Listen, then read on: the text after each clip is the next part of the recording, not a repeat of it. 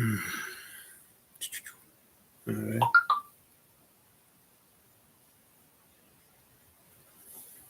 Hey, what's shaking, folks? What's going on? Oh wow! Hey, what's shaking, Prairie? Good to see you. Oh boy, am I ever angry? Yeah. Well, that means you're paying attention.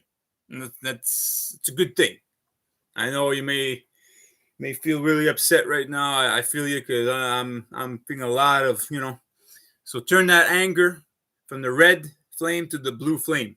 All right, the blue flame of anger. That's what I'm here for. We gotta do something. We gotta do something. We gotta fight.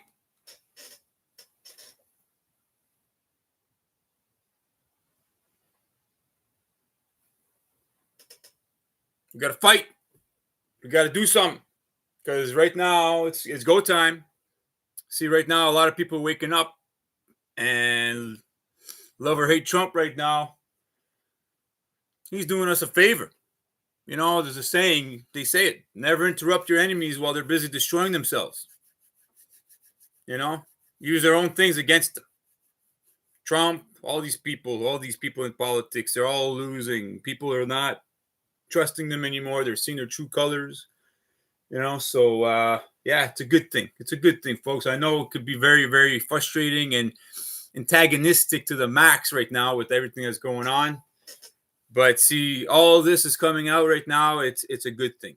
It's a good thing because now people are waking up and they're showing their true colors. They're out in the open for us to take them out because that's what needs to happen. We need to essentially take out the garbage, folks. And I mean in a good way because like they're doing it all by themselves, so we don't have to do much. But I'm here to help. I'm here to offer solutions. We all know the problems. So, talking about the problems, showing videos, all this kind of stuff, those days, I'm telling you right now, if you're not offering solutions, you're just part of the problem. And you're just trying to benefit and profit from the problems we're facing in the world, which is essentially what these politicians do in corporations, and they create the problem and then they offer the solutions and then they act like they're our saviors and they're our heroes and all that bullshit and they want our praise and they're all narcissistic because that's what they feed off of is our human attention. See, they seek it to then divide it and then they get us to fight each other within ourselves first and then with the people around us. And so, that's what it is. So once you understand the symbols, the etymology, and you understand law, right? Now you have a good conscience because you know the law and you can exercise good conscience and express it in a beautiful, awesome way that people can actually understand and relate to you and then create more allies. This is how we're going to win. Okay, folks, this is how we're going to win. And I see a lot of people out there that just talk, and they're sporting symbols they don't understand, and they're talking like they got all the solutions. And I try to reach out to these people. I don't get nothing back from them. What do you think? Because they're there for the wrong reasons. Because a guy like me, they don't want me around because they feel that they're going to be in the shadows, which I'm not trying to take any attention away from them. Trust me, I don't want to fucking do this. It takes me everything for me to even make these live streams because I don't want to. I really don't want to, folks. I don't want to be doing this. Like all week I've been thinking, I've been going through a lot of shit in the last since the summer. I went through a manic depression. It was really bad. I was trying to get out of it, but luckily I met a good warrior friend. I want you guys to know about him. He's an awesome dude. He's inspired me. I actually finally made a good ally in Ottawa that I could actually, work with and gain inspiration from. And he's helping me. He's helping me motivate me. And I'm motivating him. And we're working off of each other. It's amazing. So I'm here to share all that. I'm here to talk about all sorts of stuff. As you can see, I put hashtags on a lot of things. I'm trying to get a lot of human attention. Like I said, I don't want to, but I feel an obligation to do so. I don't want to be a leader. I want to be last. Okay. I want to be there to pick up people along the way when people fall and whatever. Hey, I got you, brother. I got you, brother. I got you. Okay. Like this is who I am. Okay. This is my character. This is how I act. This is my expression in life is to do right by my brothers and sisters. And the only way I can do that is by doing right by myself and exercise good conscience. All right. And so right now we can see a lot of people are just not exercising good conscience. They're out there with all sorts of like nonsensical fucking shit. Right now, we got Greg Wycliffe here in Ottawa, which, I admire the guy's courage. He's got a lot of good things to share, but the guy is like all over the place. And then he's not getting much attention. He's got this Dominion of Canada thing going right now with this other guy. I was listening to the live stream last night and I was just getting annoyed. Just because you're hearing them talk and they're not offering any solutions. They're just talking again about the problems. They don't understand where the source of the problem is. Okay, they don't know. But they think they know, and they think that they're going to be able to bring solutions by using the same system. They say, I have a saying, like this is a saying, is the fruit of a poisonous tree. Okay, why would you eat the fruit of a poisonous tree when you know the freaking tree is poison, right? Well, our system of governance, economics, everything is all a poisonous tree. So that's the root cause, folks, is people, if they're not talking about the banking, okay, they're not talking about how the symbols in our society, how we are essentially manipulated through these symbols because we don't understand them. We've lost sight of the old ancient language, which is the most beautiful language, which is symbolism. All right. Once you understand that they've subverted, converted, and perverted these things, law and all those kinds of things, now you know what the solutions are. But until then, it's like you become Neo in the Matrix, and that's the whole, the story of Neo.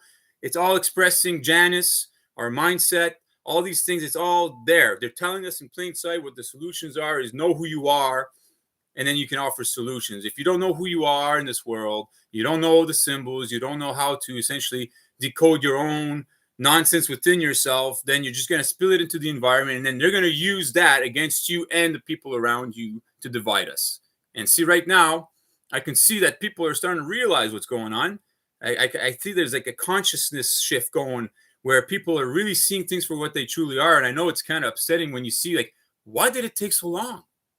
Because I think of humanity I try to think of humanity in the beautiful light. I think we're better than all of this. That's how I look at humanity. I look at my brothers and sisters that we are better than this. Always. I always try to keep that mindset because we are. The truth is we are better than this. But we've allowed these weak individuals in the world to keep us down on a level of consciousness that's like so low vibrational that the vibration is so low, it's not even funny. We should be radiating right now, just like the sun radiates, but we're not. All right. So essentially, I'm just going to read some comments there. Say hi with everybody. Good evening. Yes, we have to do something. Oh, nice. It's good to hear. Yes, absolutely, Prairie. I appreciate you being here. You're a true warrior. I know you must be frustrated. I know a lot of people are frustrated. I've been talking with Cyril as well. He wants to do videos of reaction videos and stuff like that, and I'm ready to work with them, just to kind of show how humanity has lost itself in so many ways that people are so quick to want to be at odds and then come at you with charge, and it seems we don't have much decency. That it's all good if someone upsets you or does something, but there's a certain approach to things that just because someone's being disrespectful does not give us permission to go sink to their level and then be disrespectful back and then go and antagonize them and then create this negative energy, this back and forth of negative energy. That's not true intelligence. That's not how we do things. That's not how we act as brothers and sisters. Is you got to keep the peace and love in your heart and then reach out and say, hey, like, look, man, you're doing something. Let me share something with you as why you're wrong about this. And I'm going to come at you, even though you're in a really negative, pissy mood, whatever, I'm still going to keep the love and peace in my heart. And I'm going to be cool, calm, and collected when I share things with you. That's how we should be doing. But you see, lawyers, judges, our politicians, that's not what they think. It's all just back and forth. I feel like I'm in the schoolyard. And it's actually worse because the schoolyard, at least you knew you were going to school and you're dealing with children. But now we're dealing with adults that think, well, they're not adults because mentally they're not adults. We're not mature. We're not sovereign in our way of thinking. When you look at politicians, I look at them as children. When I look at Carney and Trump and the reactions, and you see all this stuff about Epstein right now coming out, and then like people are essentially, questioning, just asking questions to Trump and see the reaction is childish, brat, bully behavior in the schoolyard. That now all of a sudden, because you're asking me questions that makes me look bad, because if I answer this, I know I'm just going to make things look worse for me. So now, instead of addressing the question, now I'm going to attack your character and try to start calling you fake news and all this kind of stuff and deny reality and try to make you look like you're like some kind of traitor or that you're stupid or retarded for asking this question. And hopefully the millions behind me that are weak-minded just like me, that don't have enough courage and integrity within themselves to call me out on my bullshit, are going to support my nonsense. That's Trump. All right. And remember, folks, I keep saying it. Trump in French means to deceive or wrong, to wrong. Trump, tromper. Okay, means to wrong or deceive. That's what Donald Trump, he's the dawn of deception. He's telling everyone who he is. He's told us from the get-go. We all fell for it. It seems I fell for it. I thought there was a time. Why? Because my uncle was telling us all this stuff's going to happen. Hey, I thought, hey, you know what? Let's have some hope that maybe this guy is playing a game and he's playing 5D chess and all this stuff and trying to, get things going. But at this point, folks, you got to realize that he's not there for us. He keeps flip-flopping all over the place. For Christmas, I think his family, they're probably going to buy him a pair of flip-flops because he flip-flops all over the place. I'm going to call him Flip-Flop Trump. Trump the flip-flop. Don the flip-flop Trump, because he flip-flops all over the place. He's a two-face. That's what he is. He's essentially, you see his coat of arms, Janus, which is, again, the conversion, subversion, and perversion of our symbols, because Janus is not evil. It's not bad. If you look up Black Sheep Researcher, he explains all these things. It's all in their faces, okay? Even the Canadian flag is symbolic of Janus, okay? And think of Canada right now. See, the first video game was Pong. Well, that's our flag. It's, Pong, and then here, this is us. Bong, bong, and then that's what they're bouncing our minds back and forth, playing a game of Pong with our minds. And then we keep going back and forth and thinking that, the conservatives are going to be the solution. You not realize at this point that the left versus right paradigm is the fucking problem.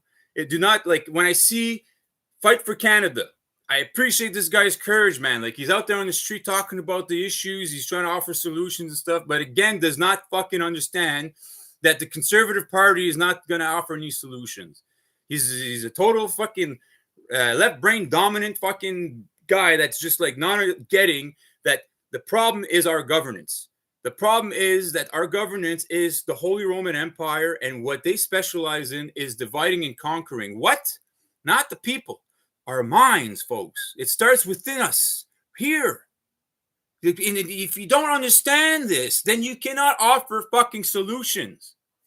I'm just saying, and I'm pissed off, and I'm not talking down to anybody. I'm just expressing how I feel that when people go out there and thinking they're super intelligent, like Nick Fuentes, which I appreciate this guy. Like I said, the guy is intelligent.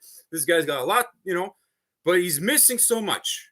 And when I hear people talk about Jesus and all of these things, okay, I'm not trying to shit on any religion, okay, because these religions are beautiful. There's a lot of things inside it. All I'm trying to do is complement it so they understand where it really symbolizes, what it truly means. That all the superstitious spookism that you're pushing there, that Jesus died on the cross for our sins, all this stuff, it's all misinterpretations of what it symbolically means.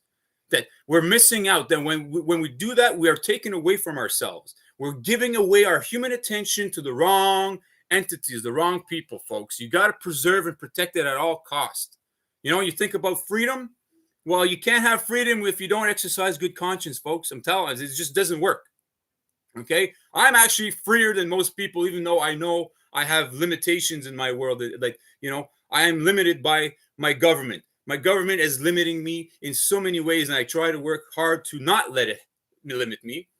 But when you have your environment of people that are in the same mindset of the slave mindset and thinking that they're offering solutions when all they're doing is bringing more and more fucking problems, it's frustrating. It's really, really frustrating. All right, folks. So here's my rant. I just kind of blew off a little stuff because this is like months and months of buildup. I know I haven't been consistent. I'm trying to be consistent with videos and being out there, but it's not easy when you're alone and dealing with people that are infantile in their way of thinking. Dealing with people in governments, calling the police, talking with Shepherds of Good Hope, these people that are in charge of these institutions. And when you talk with them for 5 minutes, you realize, wow, these people are not qualified. And this is why we have fucking problems in our society, that we have people that, hey, their intentions are great, but when you're stupid and you don't realize you're stupid, you're going to bring more fucking problems to the world. It's just simple as that. Hey, Maria Ekman, how are you? I'm on the same page. Some seem to start to get it, or at least not that close. Yes, well, I know, like right now, like with everything that's happening with the Epstein thing, and now Israel is the same thing. Israel, finally, people are catching on that Israel is the bad guy. Like I knew back when, like, 80s and 90s. Okay, like I grew up with Lebanese people here in Ottawa, and they used to tell us how hypocritical Israelis were and how they cause wars and stuff like that. So I kind of had an idea, and then, when the internet kicked in, I started watching videos, and I'd see like all these videos of like Israeli soldiers like shooting kids that are throwing rocks at tanks, which is wrong. Like I don't care how okay, maybe they were doing things to you, whatever, but to use excessive force to children that are simply just throwing rocks at your fucking tank when you have a standing army and they don't, like, you're just going full out, like full force. It's like Superman. If I was Superman, right? I know I'm Superman. I'm gonna sit there and then I'm gonna go full out fucking, like, full power on a human being when I don't have to. It's just not exercising good, responsible fucking your power. It's like, Spider-Man. With great power comes great responsibility. Well, Israel has a lot of power, but they're not being very responsible with it when they respond the way they do. They're just showing, like, it's like you don't get to, if someone breaks into my house here in Canada, do I have the right to go and seek vengeance and then go bomb the neighborhood because Buddy lives in the fucking neighborhood over there? No, I don't get to do that. So why is it that a country thinks it's okay to bomb children and women? Because what? October 7th? Well, what about all the shit they've done before that? Do you think people actually just go and do shit like that gratuitously? Yeah, well, maybe because Israel does that kind of shit. So they act accordingly. They treat others the way they think. So how they feel about themselves, like that's how it is. So it's always a reflection. When you see the people with their response and how they do things, it's always a reflection of themselves. And you can see a lot of people in the world are very lost in the world.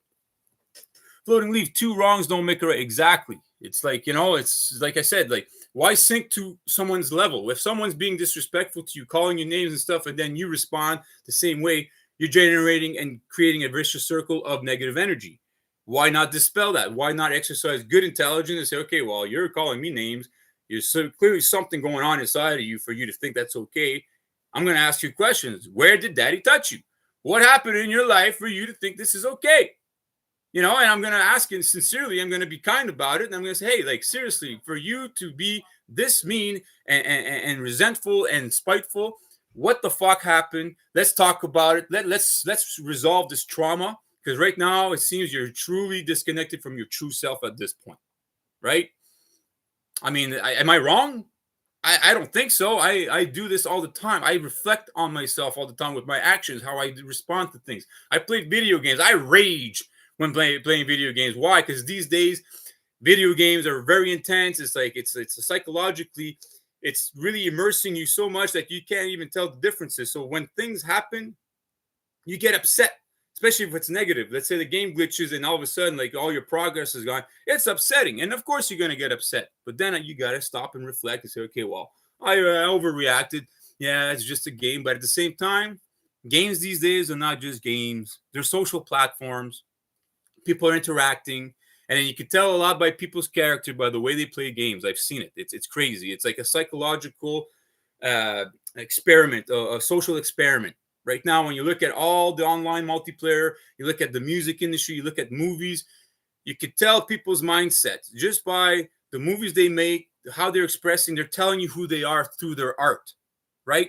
And then when you play these games and you're playing through someone else's art, and then you act a certain way within these platforms on Facebook, on Twitter, on YouTube, video games, Call of Duty, Black Ops, all these kinds of games, right, which are getting a lot of human attention. It tells you a lot about people's psychology. Look at streamers. For me, when I watch streamers, it's a way of understanding psychology. You can tell the differences of characters in people. I watched Ninja the other day. I was like, wow, the way he plays his game, you could tell a lot about who Ninja is. I was like, wow, he's actually a pretty decent guy. He's actually a cool guy. Like, wow. I always, I looked at him like, okay, well, whatever. He plays Fortnite and all that kind of stuff. But when you listen to him talk and the way he plays, you're like, wow, you can tell this guy's actually a decent guy. And you watch someone else, and you're like, you can tell this is the way he plays, the things he says, the shit talking he does. This guy is a piece of shit, right? So these are things that people need to realize and understand about themselves first and foremost, Because once you know yourself better, then it's easier for you to understand other people. And that's the problem we're facing, folks, is that, see, they're always trying to disconnect us from our true self, antagonizing us, getting us angry, getting us to be upset with certain people that are not even the cause of the problem. But we're just going to follow it because it's the easiest thing to do. And it feels good in the moment because it's giving us relief. And we're getting angry and, we're like, okay, well, this is the solution. But then we get disappointed again. And then we keep going down this path of going circular motion back to the same fucking point again where we're not getting anywhere, right? And that's why I do these videos, I do these streams. I try to get people involved. I've been trying to do it with my family. And I know I got people that want to or they wish they could, but right, like our world right now, our government here in Canada, it's hard, man. You got to try to make a living. Like you're getting taxed like crazy. It's not even funny. The biggest problem we need to really focus on, folks, right now is essentially understanding who the ones are perpetrating these problems is the corporations merging with our governments and religious institutions, right? And understanding that the shareholders, see the people that we don't see, we see the CEOs and stuff like that, but really they have to answer to the shareholders. So we need to find out who these shareholders are that, are bringing up our grocery prices, gas prices, internet price, all these things, all these shareholders behind these corporations. We need to know who these people are and hold them to account because they're the ones causing the problems. They're the ones that are being greedy, that want more than they need in the world. That's the fucking problem, right? That's part of it, right? And then you got Trump being a cheerleader. He's the mascot for these shareholders. And if you understand, our governments are not for we the people. They are privately owned, folks, okay? Behind all governments, right? Government, which is essentially what do they deal in, is governing, directing our minds. There's people behind that have a lot of money and own all the corporations, major corporations that essentially attract our human attention, and then where we buy their product. And what do they give us in return? Poison, nonsense, nothing good, folks. The food that we're eating, the movies, everything, even the music, it's crazy. It's just wild what is being pushed out there, and you can see it slowly dying because you can see like there's like a it went from one extreme to another, and then it keeps going like this, and we're shifting, and then eventually it's gonna start settling itself. And I think that's where at that point there where like we kind of like went to that full retard mode, and then we're gonna be coming back from it. Now we're going, okay, we gotta balance here. We gotta, because the boat's rocking, and if we keep rocking this boat, we're gonna fall over. Everyone's gonna fall over. No one's gonna survive this. I'm telling you, folks. The biggest thing we need to do at this point now is be serious, okay? Get organized. I want to get people going here in Canada, in Ottawa. I want to get at least 1,000 people, just 1,000 people. I want you to come side by side with me. I'm going to set a date, okay? We're going to make it symbolic, and we're going to go on Parliament Hill. And what we're going to do is we're going to demand that all, not just some, every single fucking one of these MPs, okay, in Parliament are all traitors to us. They need to be arrested, okay? They all need to be arrested. They need to turn themselves in. How's this? We're going to give them a chance to turn themselves in. And guys, I don't want violence, okay? I don't want violence, but at the same time, there's a saying is words of peace have more credibility when backed with guns, right? Because today, if we go and stand there with, no weapons, nothing, the police are going to, because these are fucking weak-minded people. And like, I'm not trying to bring you down, police, okay? There's one guy here that actually fucking cares more about you in the world as me, because all the hate that you're getting right now is well-deserved. But at the same time, I understand you guys are suffering. You're just as much as victims in all this. But remember, you are part of the fucking problem. You are essentially a big fucking part of the problem because you are protecting these fucking people. And you need to stop. And you guys are not the law. You don't even know who the fuck you are. You don't know your signs and symbols. You are a bunch of fucking frauds. So step aside, okay? I'm telling you, and this is a message to all military, police, anybody sporting fucking symbols, okay? Anybody that they're getting paid to sport fucking symbols that they don't understand, you are a fucking fraud, okay? You are a fraud. I'm telling you to your fucking face. I have no reservations. If you were in my face, I would tell you the same fucking thing, that you were fucking frauds. And you need to hear it. because you don't understand what you're part of. You don't know what you stand for, that you're making a claim. Every time you show up with those signs and symbols on the spot, you are making a claim. And you know what that claim is? Is that you have the authority over people's conscience, that you own our conscience for these fucking aristocrats and bourgeoisie and these kings and pharaohs. That's what you're claiming. And if ask yourself, is that what you want for your children? Do you think that's okay? That these people claim ownership over our conscience? Do you think that that's a right claim, especially when you don't fucking know this fact about yourselves, that you are sporting symbols that are making this claim? You see how you have no authority, absolutely no fucking authority over yourself. Therefore, you have none over anybody else. And no one could ever fucking argue me that what I'm saying is not true. This is 100% verifiable fact, folks. That if you don't know the signs and symbols that you sport every day, you are a fraud. Guaranteed, 100%. Okay, people can't even argue. When I say that to anybody that exercises good intelligence and that actually has truth in their heart and they're trying to find the solutions in the world, they can never argue it. Because it's so truthful. It's so in your fucking face. It's there. Boom. Why would you argue it unless you are a piece of shit and you don't think much of yourself? That's the only reason why you're going to argue this, is because you're so lost and you don't think much of yourself.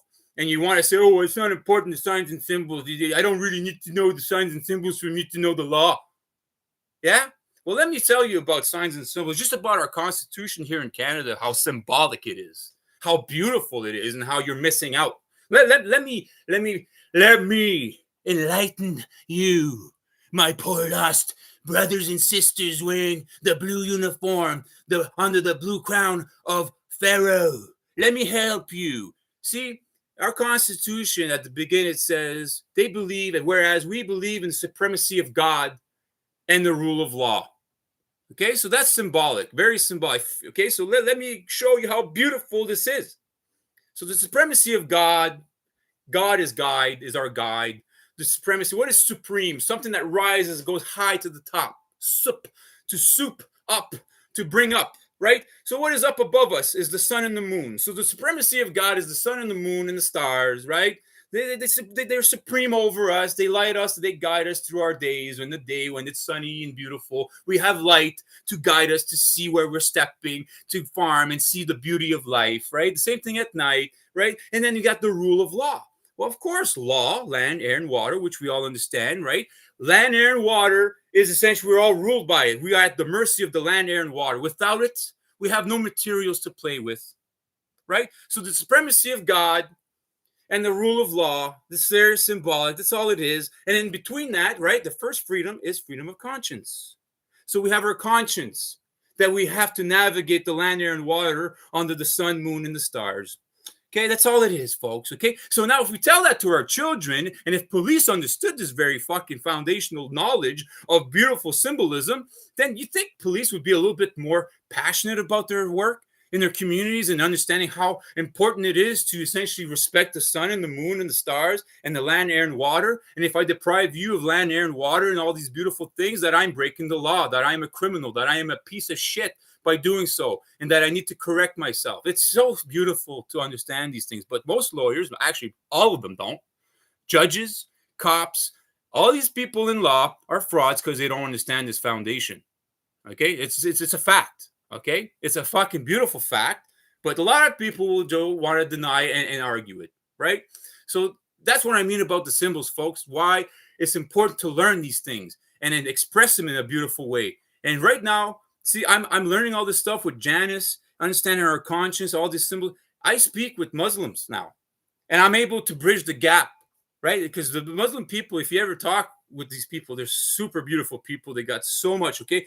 I'm not talking about the extremists, because there's always people going to try to pervert, subvert, and convert this truth of life, right? So you have to understand there's intent behind anything. So why are people following certain religions? Is because in their hearts, they're trying to know who they truly are. They're trying to connect and give gratitude, because that's what it's all about. These religions teach us to show gratitude, to be grateful to the Almighty Creator, to our mom, our dads, our families, to the people around us, to the land, air, and water, to the moon, the sun. It's all about showing gratitude that without these things, we have nothing, that we will suffer, So it's important to show gratitude to these things. That's what these religions are really about. But they'll take that away and pervert the symbolism behind it to try to essentially manipulate your mind. So now they claim ownership over it, that you're incompetent, that you don't know who you are. And I'm going to confuse you even more. So therefore, I can actually control you even more. See?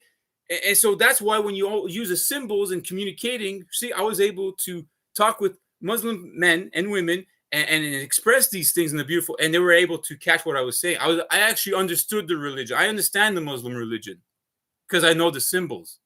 See, I'm learning Arabic right now. I'm learning this because of my friend Yusuf. He's actually Muslim, and he's sharing so much beauty from the Muslim religion. And I'm just sharing the things back with him, and like his mind is blown. Like he's, just like my mind is blown when I learn all these things because I'm standing on the shoulder of giants, like the great ones like Santos Bonacci. We got the Black Sheep researcher. We got Michael Tessarian. Like these are all great people. Jordan Maxwell. Like a lot of great people out there have been sharing this stuff to help us free ourselves from the nonsense of this world, to be able to be sovereign ourselves, so we don't have to govern other people. That self-governance will be the prevailing aspect of our society. That people, when you raise them at a certain age, you say, hey, child, learn this about land, air, and water, and the law, and how important it is, and show gratitude at all times, because it's the greatest vibration that you can feel in the world is gratitude. To always have gratitude in your heart, to always keep the love and peace in your heart. And the best way you can do that is by expressing gratitude at all times, even when you are being challenged, even when you have scumbags in your face that essentially challenged you and it made you react in a negative way, that you're able to overcome that and then feel grateful to yourself. Not be proud, right? Because that's what you hear a lot. When I hear Greg Wycliffe here in Ottawa and Dominion talking about pride, proud to be Canadian. What did you do other than just being born here for you to be proud of Canadian, to be Canadian? To explain to me. And then they're trying to tell me what it is to be Canadian. You don't even know what it means to be Canadian. You don't know. And you're going to go around thinking you're offering solutions. And when I reach out to you, you're not even going to fucking respond to me because you know I'm speaking truth. And my mind is telling me, Greg, that your intent is not for you to fucking try to help the world. Is that you're trying to get attention and you want to be the fucking man. That's what I get from you. Right? But if I'm wrong, please fucking come and talk to me. I've offered you to come on live streams, go on your show. You don't even respond. Okay, I get a lot of that. I get people that don't respond to me. They probably check out my channel and they say, wow, I can't, like, they want to compete. I don't want to compete with you. I'm not here to compete with you. I don't want to bring you down. I'm trying to bring you up. I'm trying to raise you up. I'm trying to help you and see things. But people look at me like I'm trying to bring them down and all that kind of stuff. When my intentions, you can see it clear as day. I say it, I express it in my body language and everything that I do. And I tell people, I don't want to be a leader. I don't want to be here. I don't want to be on fucking YouTube and trying to get attention. I really don't fucking want to. Okay? Like fucking, I don't hate doing this. I appreciate the people that come and I know I have quality. The people that come and see the people in the chat here, I know that you people are quality people. I know. I can tell just by the things you say, the questions you say, how you say things. I know that you're quality people, that you are essentially, you know these things. And I am grateful to you guys that you're out there, encouraging me. And it's okay. I'm not upset that I don't have a lot of attention. I'm really not. Like, I'm not going to be depressed about it because it's not about me. It's about the message. It's about the knowledge. It's about what I have to share. I've applied it to myself for years and years, and I've suffered because of it, because I've been dealing with people that are so fucking lost and abusive in this world. It's not even funny, but I'm still fucking standing. I'm still here, and I'm still talking. I'm still putting it out there, despite the fact that they may hate me and want to fucking destroy me. In my heart, all I want to do is build them up and show them love, and I'm keeping the love and love and peace in my heart towards them, even though it's challenging some days, because my demon rattles the fucking cage at times. When I see police, when I see our government, when I see the fucking prices right now and how the criminality in our fucking society right now is off the fucking hook, man. It's crazy. And it all comes from our governments, that these people are lost, that they need to fucking take a seat and fucking shut the fuck up and let us do the work, because they're so lost. That's what needs to happen. I know that's what needs to happen, but we can't do any of this until we know who we truly are, understand these foundations, understand the symbols, learn the law, folks. I'm telling you, if you do not make it a point to learn the law, to at least dedicate 15 fucking minutes a day towards learning different aspects of law, but not just reading text and whatever, expressing it, bringing it into yourself, and then expressing it in a symbolic way.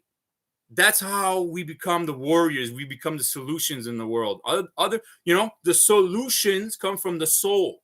Well, if you are disconnected from your soul, if you don't even know that you even have a soul, how can you even offer solutions? You can't. Sorry. And I'm not trying to talk down. I know, like, I'm just understand, guys. I'm not trying to be condescending here. With my expression right now, I know I can maybe. I'm just very passionate, and I'm angry. Right? I'm angry because I see that things are not getting done, and it's just upsetting too. Because I've been saying this for years in my family. And the other day, I called my uncle. It was for his birthday. It's just funny enough. It's 9/11, 11/9. That's his, Janus. Okay, all this symbol. I'm gonna get to that about Charlie Kirk, and that's one thing I forgot to put in the hashtags. Is Charlie Kirk very, very important? I was telling we're talking, and all of a sudden he's telling, yeah, we got to start doing stuff. Say, bud, like, stop fucking talking to me like that. Stop telling me we got to do something. What do you think I've been doing for for a long time, since I found out that my uncle was part of Switzerland, and all this reset was just supposed to happen, and Trump was kicking in and stuff. Since I've known, and I've been trying to do something. We were told that we're going to get a lot of money. And then my uncle, he's in with Switzerland, and there's going to be this, reset of economics. And then our family's going to be part of something great. And we're going to help our society rebuild and all that kind of stuff. Well, fuck, it's 11 years later, right? Actually, 12 years later now. No, 11, yeah. 2014. So yeah, so 11 years exactly in October, Thanksgiving, October, made 11 years. Very symbolic, right? 11. For me, that we've been waiting. And he's been telling us dates and stuff. And to me, the whole time I said, well, okay, you telling me that you're part of something that's going to change the world. Well, get us involved. Like, what can we do to help? Is there anything, No, it's okay. Just stand back, relax, wait, don't worry. I got plans for you, Charles. It's like, no, like, why? I'm going to sit here in the meantime, watch the world burn. And then all this year, I'm going to say, well, fuck, you said you had solutions. And then whose fault is it going to be when the world burns and I let it go? It would be my own fault because I believe them, right? So that's the thing. That's why I do these videos. That's why I reach out. I went on the street, boots on the ground, and all I got is just fucking negativity from people. Even when I went to work, man, I work for My Legacy, and just talking about these stuff to a younger generation, it was like looking at me like I'm a fucking retard, like I'm crazy. But I'm not crazy, folks. I'm fucking... Far from it. I'm actually one of the most sanest fucking people on the planet. That's what I've realized. And that's why I'm frustrated, because we live in a world where mental fucking illness is taking over big time. That's why we have all this LGBTQ and, transition, all this kind of stuff, all this confusion going on, is because people are really fucking confused about who they truly are. And that's where everything in the world is all mind, folks. It's all about it, right? When you talk about symbolism, we're talking about, the Christian religion in the name of the Father, the Son, which Son, if you translate it to French, son, which is sound, right? So first you think it, then you say it, and then the Holy Spirit, and then you do it. That's what it is. It's just symbolic of that. That's that. It's not superstitious spookism that, there's a Father in heaven waiting for you, and there's Jesus died on the cross and he sent his son. And it's not like that, folks. It's not what it means. They're trying to confuse you, trying to get you to be divided within yourself, because we all know it's just when your mom and dad told you when you were a kid that, Santa Claus is real. And then eventually you start seeing, well, I think my mom and dad are lying. I could see that, and then now you're conflicted, right? Then all of a sudden you figure out, holy fuck, Santa Claus didn't exist. And all this time from the age of as a baby to the age of 10 or 12 years old, I believed in Santa Claus, but I was conflicted inside of me. Why would my parents do that to me? Right? People do not realize that that is a form of abuse, is a way of taking away from you. They're not giving you anything. They're taking from you, man. And let's stop fucking letting them. So Trump is fucking symbolic of Janus, the corruption of the mind. And if you understand what he is, either he's out there, really he's a piece of shit, or everything that he's doing on purpose for us to fucking get shocked and awe and do something about it. So either or, right? Let's do something. That's what I'm saying. Same thing with Carney. Same thing with all our politicians. If it's one or the other, it doesn't matter. The same result should be that you do something about it. That's what it should be. You shouldn't be fucking conflicted at this point. If you understand who you truly are, if you understand the symbols, you understand law, you understand that these people are hurting us, they're causing harm, right? Do no harm and respect your contracts, right? Well, what are they doing? They're not respecting their contracts. That's one fucking thing for sure. They're respecting the contracts of their billionaire friends, but all the promises they made to us, they break them every day. But their fucking billionaire friends and companies and corporations, he's kept those promises though, right? But it's okay. It's okay that now he's not going to release the Epstein file. It doesn't matter anymore. It's like the guy died and fucking it doesn't matter. It doesn't matter that fucking women were assaulted and suffering. They're still suffering, and we're actually putting salt in their fucking wounds right now. It doesn't matter. It doesn't matter about them. That's hey. We got business to operate here. We got corporations that need to fucking please the shareholders here. What do you mean? Well, look at our economy. It's booming right now. But yet, you and I both fucking know. All of us know that the general population are all suffering right now because of high prices. It's unlivable. I'm not feeling happy. I don't have any kind of hope for our future. Right? I talk with a lot of people. It's the same way they feel, but they have no solutions to offer. Why? Why do you think that is? Again, is the division within our own fucking selves, folks. So get right with yourself, right? Get right with yourself. And I'm just sharing as a general fucking. When I speak to myself first and foremost, folks. Remember that I'm more critical of me than I am of anybody else in this world. I talk like a mirror. Like, see, right now I'm talking to myself. I see myself. I see myself in every one of us, and I'm talking to me first and foremost. And if my message goes and resonates with the people around me, then great. And if not, if you want to attack me, you want to come at me, you want to fucking condescend me, well, come at me. Fuck. Come at me. You're going to have to deal with that. You're going to have to live with yourself. When you're left with only your conscience, right? You're only left with that and what you've sown in your life of just fucking condescending and creating negativity, that's what you're going to be left with. You're going to die and cross that threshold, and you're going to have to deal with all of that. And you're going to understand how it feels, how people felt when you did those things. Whatever good, whatever bad you did, you're going to get to feel it. You're going to feel it, you're going to sense it, and you're going to understand why it was good or a bad thing to do it. So I don't know what else I could share, folks. I just had to kind of put it out there, let you know that I'm still here. Okay, I'm still working here. I'm still caring. I still think enough of myself to reach out, right? And I think enough of everyone else out there. Like I think of humans, my brothers and sisters. I think and feel and know. I don't believe. I know we're better than this. I know we are. We are way better than this, man. But we're allowing these fucking people to bring us down, and like Nick Fuentes, Tucker Carlson, I'm grateful that they're out there and they're speaking out and a lot of things, but they're still not getting a lot of the fucking problems. Okay. They're still not getting what the source of all of these problems are. And I think we need to reach out and then, help me with my channel to reach out to these people. Cause I really feel deep inside of myself that I have to go on the scene and speak with them, and then for them to understand these foundations. And then if they do, I think they're going to be able to offer real good solutions out there. Just like Brian from High Impact Flips. So that guy, amazing. This guy, we should be listening to this guy. He's got the right mindset of asking the right questions, humbling himself. He's got the right way of thinking and speaking.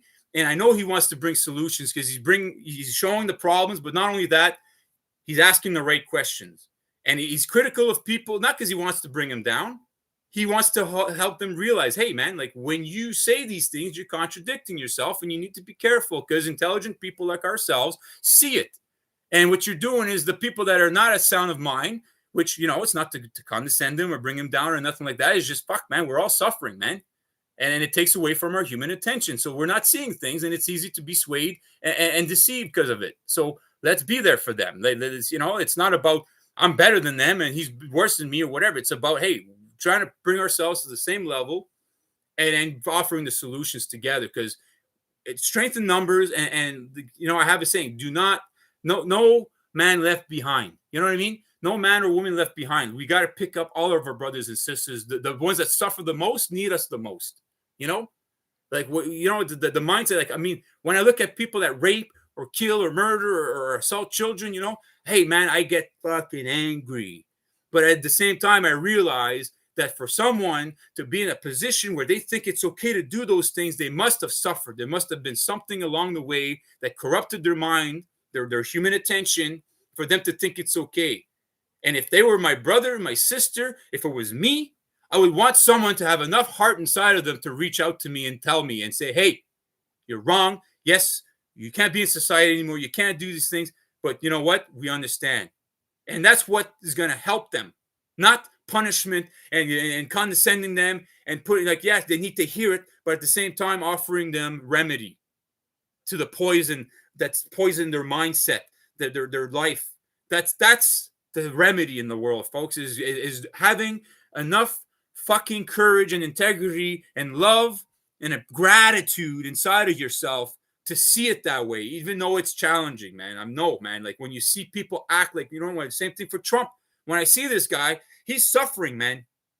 For these people to think that it's okay to do what they're doing, this guy is suffering than most of us in the world, man.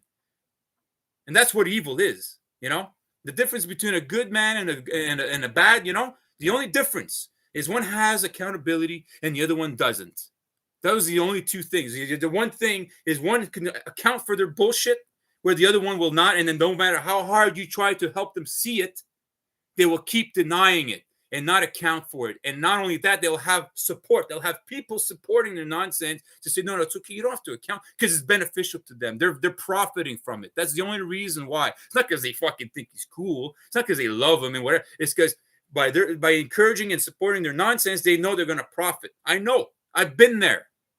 I supported Trump. Why? Because my uncle was telling us we're going to be rich, have a lot of money. And I was thinking, fuck, he's a piece of shit. I don't like Trump. But hey, if he's going to do something, I'm going to make some money. Well, I'll take that money. I'll take that resource. And I'm going to start my YouTube channel and start putting music out there. I'm going to try to change the world and help people realize things. Maybe I'll use that against him in that sense. But I was wrong to think that.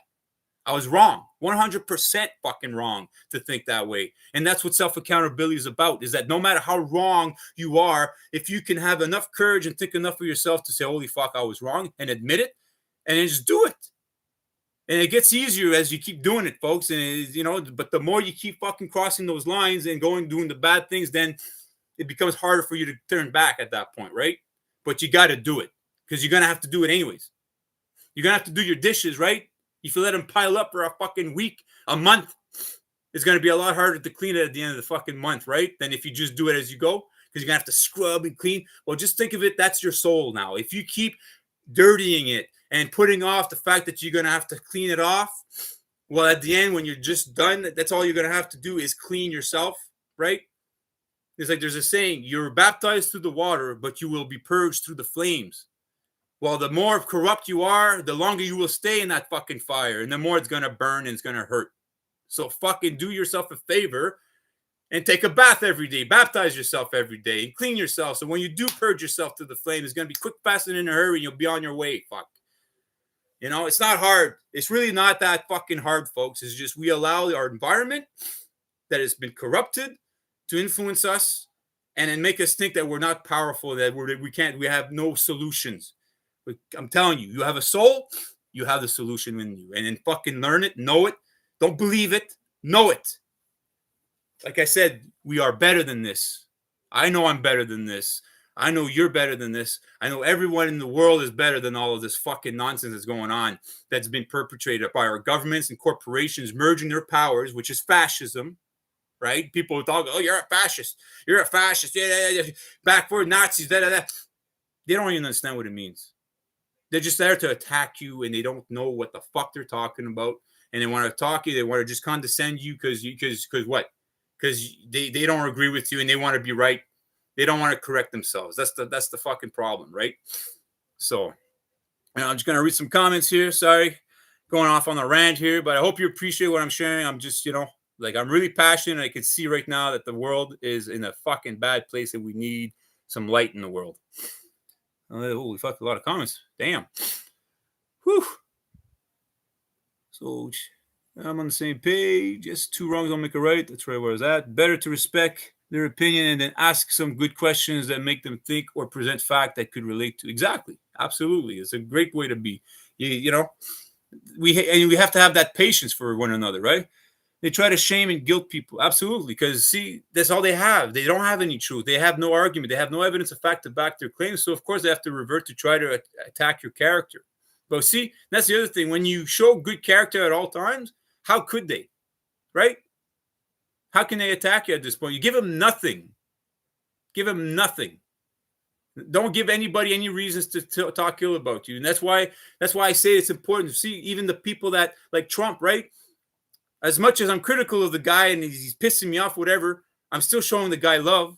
I'm still showing that, hey, man, I'm coming from a place that, hey, man, I see that you're suffering, that I'm reaching out to you, bro. Like, I'm here to help you because you're really in the bad place. That if I was in your spot, fuck, I would want someone to come help me, especially knowing what I know now, because he's going to figure it out. He's going to have to face the facts, and he's going to be like, holy fuck, everyone around me, no one fucking said anything. No one tried to help me. Wow, like these were not my true friends. He's gonna say, and that's gonna be a tough fucking pill to swallow.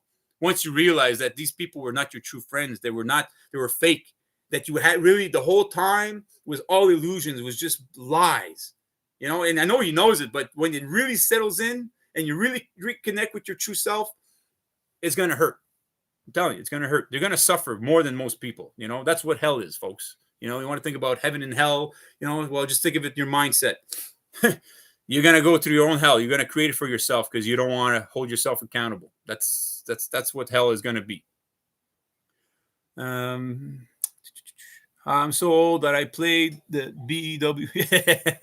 Yeah, I'm 45. I'm going to be 46 in March. So yeah, it tells our age, eh? I'm so sick of this PP hype, weak and spineless.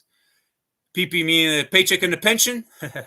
Yeah, like it's like all that's what they're there for. Their paycheck and a pension, man, and they don't care about anything else. It's just them and theirs, and they feel protected, and that's all they care about. And it's no, it's more than that.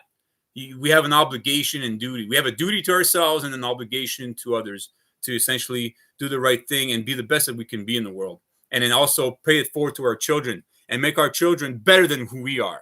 Right? You don't want to compete with your children. You don't want to bring them down. You want to bring them up and then make them better than what you are. And then so they go on and do the same thing for their children and so on and so on. And that's how it works, right? If you have the mindset that you want to be better than your children and try to make them feel lesser than you, then you're doing it wrong. Sorry, you shouldn't be a parent at this point because you don't understand.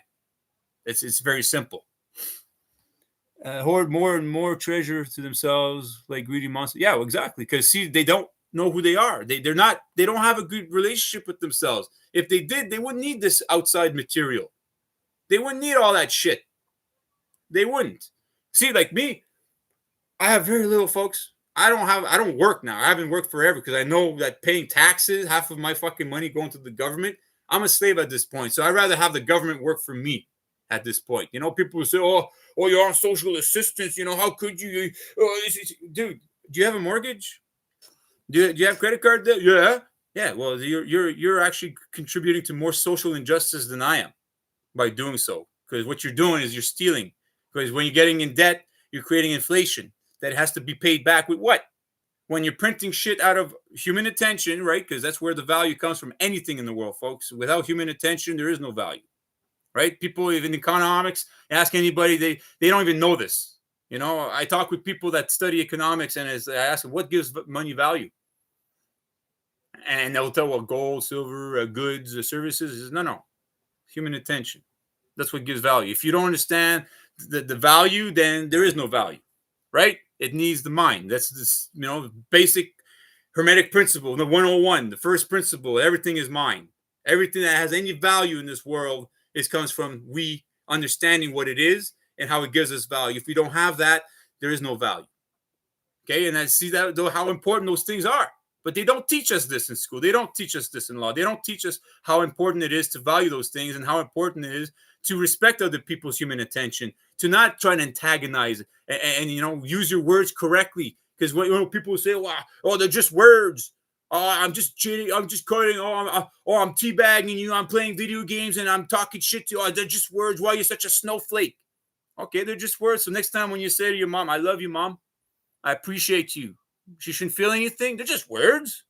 They're just words, man. They shouldn't feel anything. So why do you even say it? Right? No, there's intent behind it. And that's the thing. When you insult someone, when you condescend them and you attack them and call them names, and your intent is to get them to lose their shit and get upset, there's an intent behind your words, and you can't just say at this point they're just words, because you have an intent behind those words to antagonize someone, to take them outside of themselves and put them in a bad mood. So when a narcissist, when a bully goes around calling people names and condescending and being sarcastic all the time, and every time you're saying something, and he's, oh, I'm just kidding, I'm just making, it's just words, you're such a snowflake. Well, use that against us. Okay, well, so when you say you love them, when you say you appreciate, they're just words, so they shouldn't, they're just words, right? No, it's like, these things, man. It's like, and I hear these people like they think they're fucking smart. They think they're intelligent. I know I'm not that fucking intelligent. I know I'm intelligent, but I'm not a fucking genius.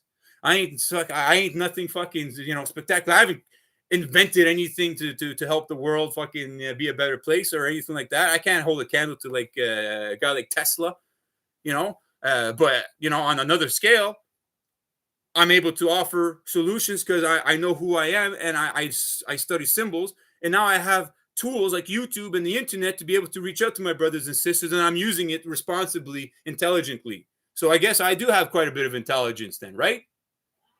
That's how we use it. It's just like, and that's what I mean. It's like everyone has this. Everyone has these these tools that we can use now, right? It's like I watched this movie the other day. It's called Highest to Lowest. Watch this movie if you can. Like, I mean, I got a little upset during the whole movie sometimes because Spike Lee kind of gets on my nerves. Like me, when it comes to the black community, when they're so proud, it radiates insecurity to me. So like when they overcompensate things, sometimes I'm like, okay, man, like you don't need to, because when I look at the black community, like I shouldn't even say black. They're not black. They're brown. They're darker skin color. Just like we're not white. We're just like different shade of the hue. But I'm just saying is that when you look at them, they're so, they're beautiful people. They have so much to offer. And when you see, like, because like there is a lot of negativity right towards them, because, well, I mean, you see some of their communities, not all of them, like you see in the States, like the way they act, it's like, holy fuck, what's going on here, man? Like the fuck. And so it gives you a bad light. And a lot of people will think, well, all black people act like this, which is not the case. But I mean, when you see the insecurity that they're so proud of something, it just radiates this insecurity. So, but when you watch the movie, at the end, there's a part where the young fella, I don't want to ruin the movie, but, spoiler alert, sorry. He says, attention is the new currency. And he's thinking he's fucking smart by saying this. He's like, attention is the new currency, and like, he's talking he's so fucking smug and arrogant. And like, he's thinking he's so fucking smart, but he's behind bars. And he's talking to Denzel Washington, telling him, he's like, well, right now, because what I did, I got all this attention now, and now I got all these record deals, everyone's offering me, and I'm just, saying, fuck off, and I just want to work with you now. And at the end, Denzel's like, no, well, I don't want to work with you. I want nothing to do with you. And he gets upset, and he thought he was so smart, saying that attention is the new currency. No, newsflash, bud. Attention has always been the currency. It's always been. Okay, it's not the new currency. It's just now we have platforms, we have the internet where we can attract more and whatever, but it's always been the currency in our world. That's why it's called money, the monai, the one eye, the human attention. That's why it's all symbolic on the fucking bill with the fucking all-seeing eye. That's why you see it all over the place, which is that's what they want from us, is our human attention. In order to enslave us, to have our energy, they must convince us in our minds that we are lesser than what we truly are. So therefore, they can extort as much from us as possible. It's always been that, folks. Okay, so this guy just showed how fucking stupid he was, right? And he tried to get all this attention in all the wrong ways because he did not understand that fucking basic fact, that he thought it was the new currency when in fact it's always been. And if he would have known that, maybe he would have taken himself, had a different strategy about how to get human attention. And just like, see, the way I try to go about it, folks, I'm careful with how I'm trying to get human attention. I'm very careful because I know how precious that is, how important it is to not fucking go out there with your lost sense of fucking self and try to corrupt our children and our environment with it. I know how important it is, and that's why I'm careful. That's why I don't stream every week, because sometimes if I do stream and I just go on a whim, I'm gonna say shit that I know that is wrong. That I'm going from raw emotion, and that I haven't really thought about it. And that's why it takes me for so long for me to do a live stream sometimes. If ever you wonder, and I hope that you can understand that it's very challenging for me to do these, but I know it's important. I know that a lot of you appreciate me, and I want to be there for you, and I'm grateful that you are there for me too. And we got to stick together. Please encourage me. Please help me. Even though, like I said, I don't want this attention, but please help me to get in touch with these people, because I've been trying. I've been emailing. I've been, putting videos. And not only that, I got YouTube censoring me. Okay? Like, I write comments places, and my comments get deleted. Like, and I'm talking love here. I'm talking beautiful, nicely written things. I'm not saying anything negative to anybody. I'm getting deleted. Like, I'm bringing facts to the table, and I'm getting deleted. And it hurts. It fucking hurts. It's not fun, folks. I'm telling you, to know that you have solutions to offer, you know what the fucking problem is, and then you're here to offer solutions, and you have people, not only are they ignoring you, they're going out of their way to try to censor you. That fucking hurts, folks. It's one of the worst violent thing you could do to someone. Doesn't matter if they're speaking nonsense. Let them be out there and speak their nonsense, so we can be there to let them know that it's nonsense, and that to reach out and say, hey, bro, no, you're wrong about this, and let me show you why you're wrong. But to censor them is you're causing them more anguish. You're causing these people more angry. And what's going to happen, that these people, which if they have a weak mindset, they're going to go out and hurt people. They're going to cause a lot of problems. And that's why censorship is a bad thing. Anytime someone tries to censor anybody, right there, you, like I say, my voice is my right, is my life. You try to stop me from being able to express my mind through my words and my actions, that's an act of violence against me. It's an act of war, and you should act accordingly. You should act in self-defense, because it's an act of violence, folks. Doesn't matter. It's not just words, folks. It's not just fucking words. It's hard when you're a girl. Yes, I know. In this world, it's hard for both at this point, but I know what you mean, because you know what? The women should be protected. The sacred feminine. It's just like, fuck, man. Like, and when you see women corrupting themselves and out there acting a certain way, it's like, why? You're better than this. A woman, the man's job is to be the solutions and to protect the sacred feminine, and appreciate her and love her, and try to help her grow in a beautiful way, because she's going to nurture us. She's going to show us how to have a relationship with the earth and our children, and to try to, to show intuitive, loving, expressiveness, right? Whereas the man, he's there to, to express that authority of, like, well, that's why it needs to be protected. The truth is this is what the truth is, that the yin and the yang, the darkness and the light, it needs to work together. And when you have people out there corrupting the sacred feminine, the sacred masculine, it's an offense to the Almighty Creator, to creation itself, right? It's an offense that we should act accordingly and always stand firm. And like I said, use your words, folks. Know who you are. And when you know the words, when you can win your battles with your words and make allies, that is way more powerful than using your fists and making enemies. Because you sleep better at night. Why? Why do you want to sleep better? Because it's your conscience. You need sleep. You need to rest. You need to dream. I dream every night now. I stopped smoking cannabis. It's been 2 weeks, 2.5 weeks now. I've been dreaming so wild and vivid. It's like the Almighty Creator speaking to me directly through stories that I'm living through, telling me, inspiring me. Like the other night, I had a dream where I met Trump. I actually met Trump. He sat down. I sat down beside him, and like all these things, and we're talking. I just said one key word. I said, if ever I meet this guy, if I ever meet Trump, I'll just say to him, I know about Janice. That's it. And I know that if I say that to him, his reaction will tell me everything, that if he knows what I'm talking about or not. Right? And that's what happened in the dream, as I said that. And then boom, all of a sudden, the dream, all of a sudden, like he pulled me in closer, and now he wanted me to be part of his entourage, and he brought me to a wedding, and then I was like meeting his family and stuff, and I brought my family, and then they're all impressed that I met Trump and all the kind of stuff. So, but it was all symbolic of me understanding that I'm onto something. It was like almost like the Almighty Creator telling me that, yes, Chow, you are right. and be out there and have the confidence and be out there for your brothers and sisters and do something. That's how I feel. It's like, I'm not going to be arrogant saying that's what I think. It could be God. I don't know if it is God. Maybe it's just myself, my higher conscious telling me. I don't know. But it was a message. It was symbolic. It was a message, and I think it is. It comes from the Almighty Creator, our ancestors, the good energies that understand this, that said, child, stop doubting yourself and be the warrior and go out there and do it. I know it's fucking scary. I know they're fucking cruel out there. There's people that maybe won't kill you. They'll kill you probably. But you have to fucking do it because you know that death, there's no such thing as death, that you will continue. So why are you so afraid to be out there and do what you got to do? Right? And because I do have fear, folks. I do. Fuck, man. I fear more than anything in all of this, but I know that I'm right, but I know that I need to be corrected about a lot of things. I try to humble myself, but I fear most than anything that I'm wrong and that I'm going to lead people astray. That's my biggest fear, that I'm going to attract the human attention in the worst kind of way. That's my fear, and that's why I'm careful.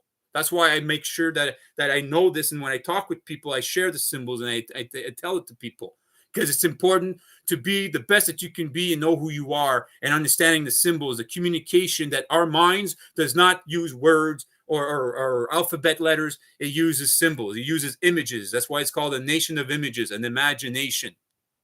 That we need to be fucking careful and responsible with that, especially when we become powerful with it, to exercise it and put it out there. If I was to sit here in my fucking bedroom all day and just think about it and just talk to my mom about it, my dog and my family or whatever, I'm doing a selfish thing. I'm not doing the right thing. I'm not honoring the Almighty Creator. I'm not honoring my brothers and sisters. And most important, I'm not honoring myself and my mother and my father and the people that created me, so that's why I do it. And I think everyone else should do the same thing. And you got your own ways of doing it. You got, everyone's got their own expression, but understanding the foundations. And then boom. And then making it your own and playing with it. Because there's the material and the patterns. Well, learn the material, learn the patterns. And then now, once you know that, then you can create your own patterns and your own material. And then make it more beautiful and expressive and all that good stuff. That's what art is all about. That's what martial arts is all about, honestly expressing yourself. So the best way to do so, know yourself, express yourself, and go and shine, man, and shine that fucking light, man. And that's the darkness doesn't have to completely disappear, because we need it. We need the darkness, but fuck, man. Right now at this point, we're in the total dark, man. Fucking, we need some light. We need a match here. Come on, let's go. Fuck.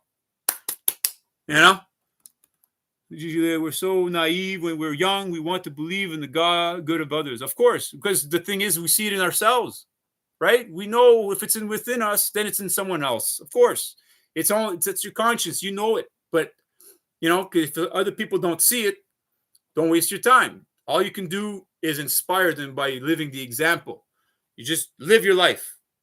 That's it. And then if you're consistent at it, they'll be inspired. They'll come around eventually. And if they don't, well, they made a choice.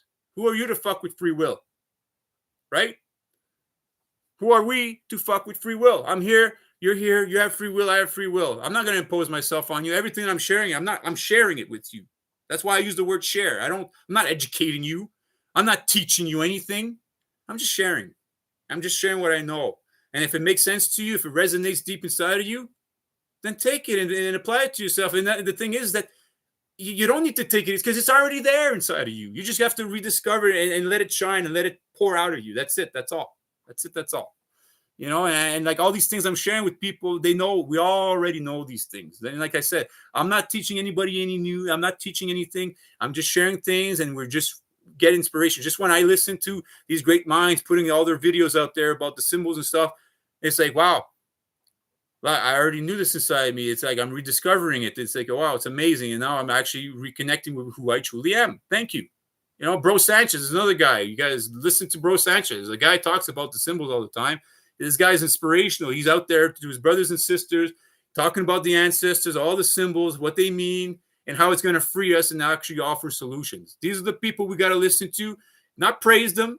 Just understand that they're bearing a message, just like Jesus was bearing the message. So all these people praising God, praising Jesus, they're taken away from the message. The messaggere non importante is the message is what's important. Just like me. I'm not important as much as the message, as what I'm sharing with you. I'm not seeking for praise. I'm not looking for anybody to fucking raise me over their fucking shoulders and put me higher than everyone else and anything like that. Actually, I want to fucking kind of be in the background and just look around and say, okay, great, I've done what I had to do here. Bye. I'm going to slip out the back. That's me. Okay, I fucking don't want the attention. Trust me when I say this. I used to. I used to want to be an actor and be in Hollywood and all that kind of stuff. But the reasons why is because I just want to make people laugh. And I want to, generate good, positive energy and be part of creating, storytelling. It's awesome. I like, seeing people act and being able to act emotions that you could just put on a whim. It's fun. It's a good time. And when you watch movies, you get inspiration from movies. That's all I wanted to do. Not because I wanted to be in Hollywood and live in mansions and have all sorts of beautiful women around me and all this bling bling. That was never really the intent behind it. It was always about just wanting to have fun, enjoy myself, and generate good positive energy. But I didn't know who I truly was back then. So I know if I would have been in that environment, I probably would have went down the bad path. Chances are, yeah, I would have. I'll say 70% chance I probably would have became probably a scumbag. Probably. I don't know. Maybe not, because my mom raised me right. She taught me good morals. Maybe, I would have been strong enough to be able to overcome. Who fucking knows? I don't know. But I know that now, the way I am today, if I do go in Hollywood, I am going to be resilient. They're not going to fucking bring me down. I'm not going to be corrupted because I know who I am, right? Same thing if I had money at 20 years old. If I won the lottery, imagine having money, and not knowing who you are, how much damage I would do to myself and the people around me. Fuck, that's the problem, right? You see a lot of these billionaires, Bitcoin right now, all these people, oh, Bitcoin, hey, Bitcoin. Yeah, man, all this fucking crypto shit and whatever. It's like, they'll tell you, well, what gives it value? And they'll tell you what security, this is that. No, again, it's human attention. The only reason why right now, crypto, all these things have value is because people are believing it has value. As soon as people start saying, well, I don't think Bitcoin has value, you see how fucking Bitcoin's going to crash, and which is it is happening right now, right? So, and human safaris, how many wars are visited by rich creeps paying for a sniper position? Yeah, like these things, again, these fucking things of the mind. It's like the other day I was listening to what's his name, Vong. He's a new guy. I like listening to him. He's got a lot of good stuff. But then he was talking about hunting and how these poachers kill this deer and they left them out in the wild, and talk about, hunters. Well, hunters, you'd be surprised how we care about these animals. Blah blah blah. Dude, stop. Okay, like if you're going hunting nowadays, yeah, you probably like nature and kind of stuff. But to me, to go hunting is just not necessary. To go and kill an animal, yeah, okay, maybe you're going to eat it and stuff. Like me, my position when it comes to eating animals, I really don't think it's a good idea. I really, it's not good. I think it's an opinion. I think it's a fact that if you're causing harm to animals when you don't have to, when you can actually just, pick, pull, and peel and eat from the gardens and things like that, where you can get more nutrition from life, which is electrified. But that's what gives you energy, is electricity. So the fruits and the vegetables have electric energy in it. That's what gives you life. That's just my, don't get me wrong. I still eat meat sometimes.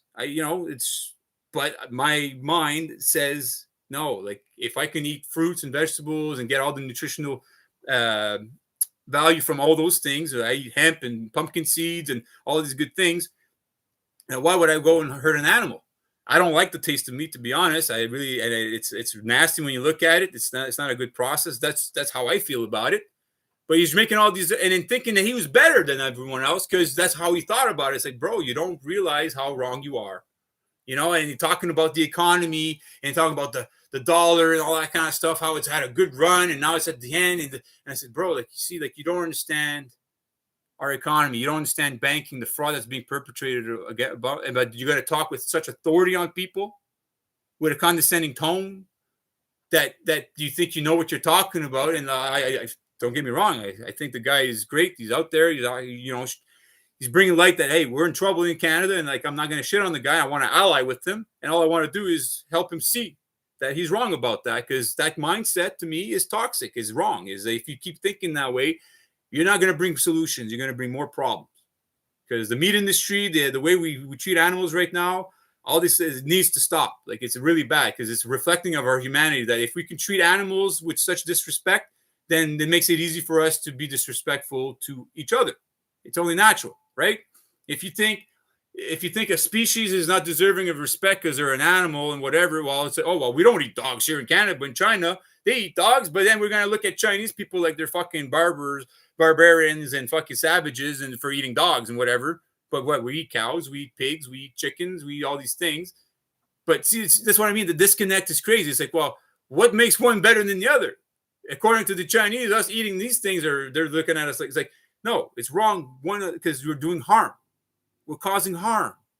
When you hurt an animal, we have to kill it. Doesn't matter how humane you think you are. When you kill it, you're killing an animal. You're taking its life, which he doesn't want to die. Like, I'm sure the animal is holding to life. He knows what's coming, and we're taking its life, and we're causing him harm and injury. And then also, when we're consuming it, we're causing ourselves harm and injury because the food that we're eating is not good food. It's actually not nutritional. Unfortunately, that's what it is. Meat is not a good source of nutrition, folks. It's just, that's a scientific fact. It's a spiritual fact. Once you understand that, it's like if I go around eating people, the same thing. You could tell me human flesh is very nutritional. It should be, right? It should be more nutritional than animals, right? We're humans. We're better than the fucking animals. So why aren't we eating humans if we're so better? That, you see what I mean? There's these arguments that you can bring up and say, like, the way we think sometimes is just not good. And we got to fucking dispel that shit. We got to really be straight with ourselves and say, hey, am I doing right by myself? Am I doing right by others? And also my environment. You know, what the way I'm living right now, am I harmonizing with the environment? Am I going with the flow or against it? You know, am I swimming up against the fucking river? And I'm getting tired and I'm blaming the river now. I'm saying, well, it's got to be, it's yourself, because you're not understanding how energy functions. Is that energy, you got to flow with it. You are energy yourself. So the more you flow with the energy, the better chances you're going to have success, because you're not going against the grain. That's just simple fucking mathematics and conscious and you know, science, right? It's just logic. So I know sometimes this topic about, you know, eating animals and stuff is very kind of dividing topic sometimes, but I'm just saying, I invite people to reconsider the position when they try to justify eating animals. You know, it's just not a good thing. It's not a good thing. I hear you, especially when you have dependent children, but we must raise our vibrations and make ourselves and our children strong. My kids are in jiu-jitsu. Oh, that's good. Absolutely. Jiu-jitsu is very good. I definitely, children should be learning martial arts, how to defend themselves, and also understanding the philosophies behind the jiu-jitsu and karate and things like that. Why is it that it's important to be a warrior for yourself? It's not because you want to go and fight, it's because you want to prevent it from happening. That if people know that you can defend yourself, right, chances are they're not going to want to fight you. It's just like if everyone has a gun on them these days, no one's going to go around fucking robbing each other like they're what's happening today. See, that's why Canada, our government, doesn't want us to have guns, because they don't want us to be sovereign. They don't want us to. They think we're children. See, they make claim. They're making a claim. Government is making a claim over our conscience that we're not responsible enough to protect ourselves, so that we have to call Janice, 911, 911. 9 plus 1 plus 1 is 11. We have to call on their God. They're the Holy Roman Empire for protection. You're not competent enough. What do you mean you're going to fucking have guns and defend yourself in your own property? What do you mean? You're not responsible enough. You're a child. You're lesser than us. What do you mean? Having a gun, defending yourself. What? How dare you? Slave? That's what they're saying to you. And anyone that calls you a slave is an act of violence, and you should act accordingly and let them fucking know, I'm not your slave. So anytime you see a cop come around, say, you know, your signs and symbols, you know what they mean? No? I'll tell you what they mean. And then you tell them. And then see how they react and how they look at you and how they feel about themselves after. And ask themselves, and you ask them, so now that I've told you what they mean, do you think that you're qualified to go around and tell people that you own their minds? Do you think you're qualified? Do you think you know yourself enough to go around making that claim every day, getting paid for it? Do you think you're qualified? Ask him that question. Just ask the question. Don't make any statements. Just ask the question. Let them go in and let you live rent free in their minds for a couple of days. They're going to think about it.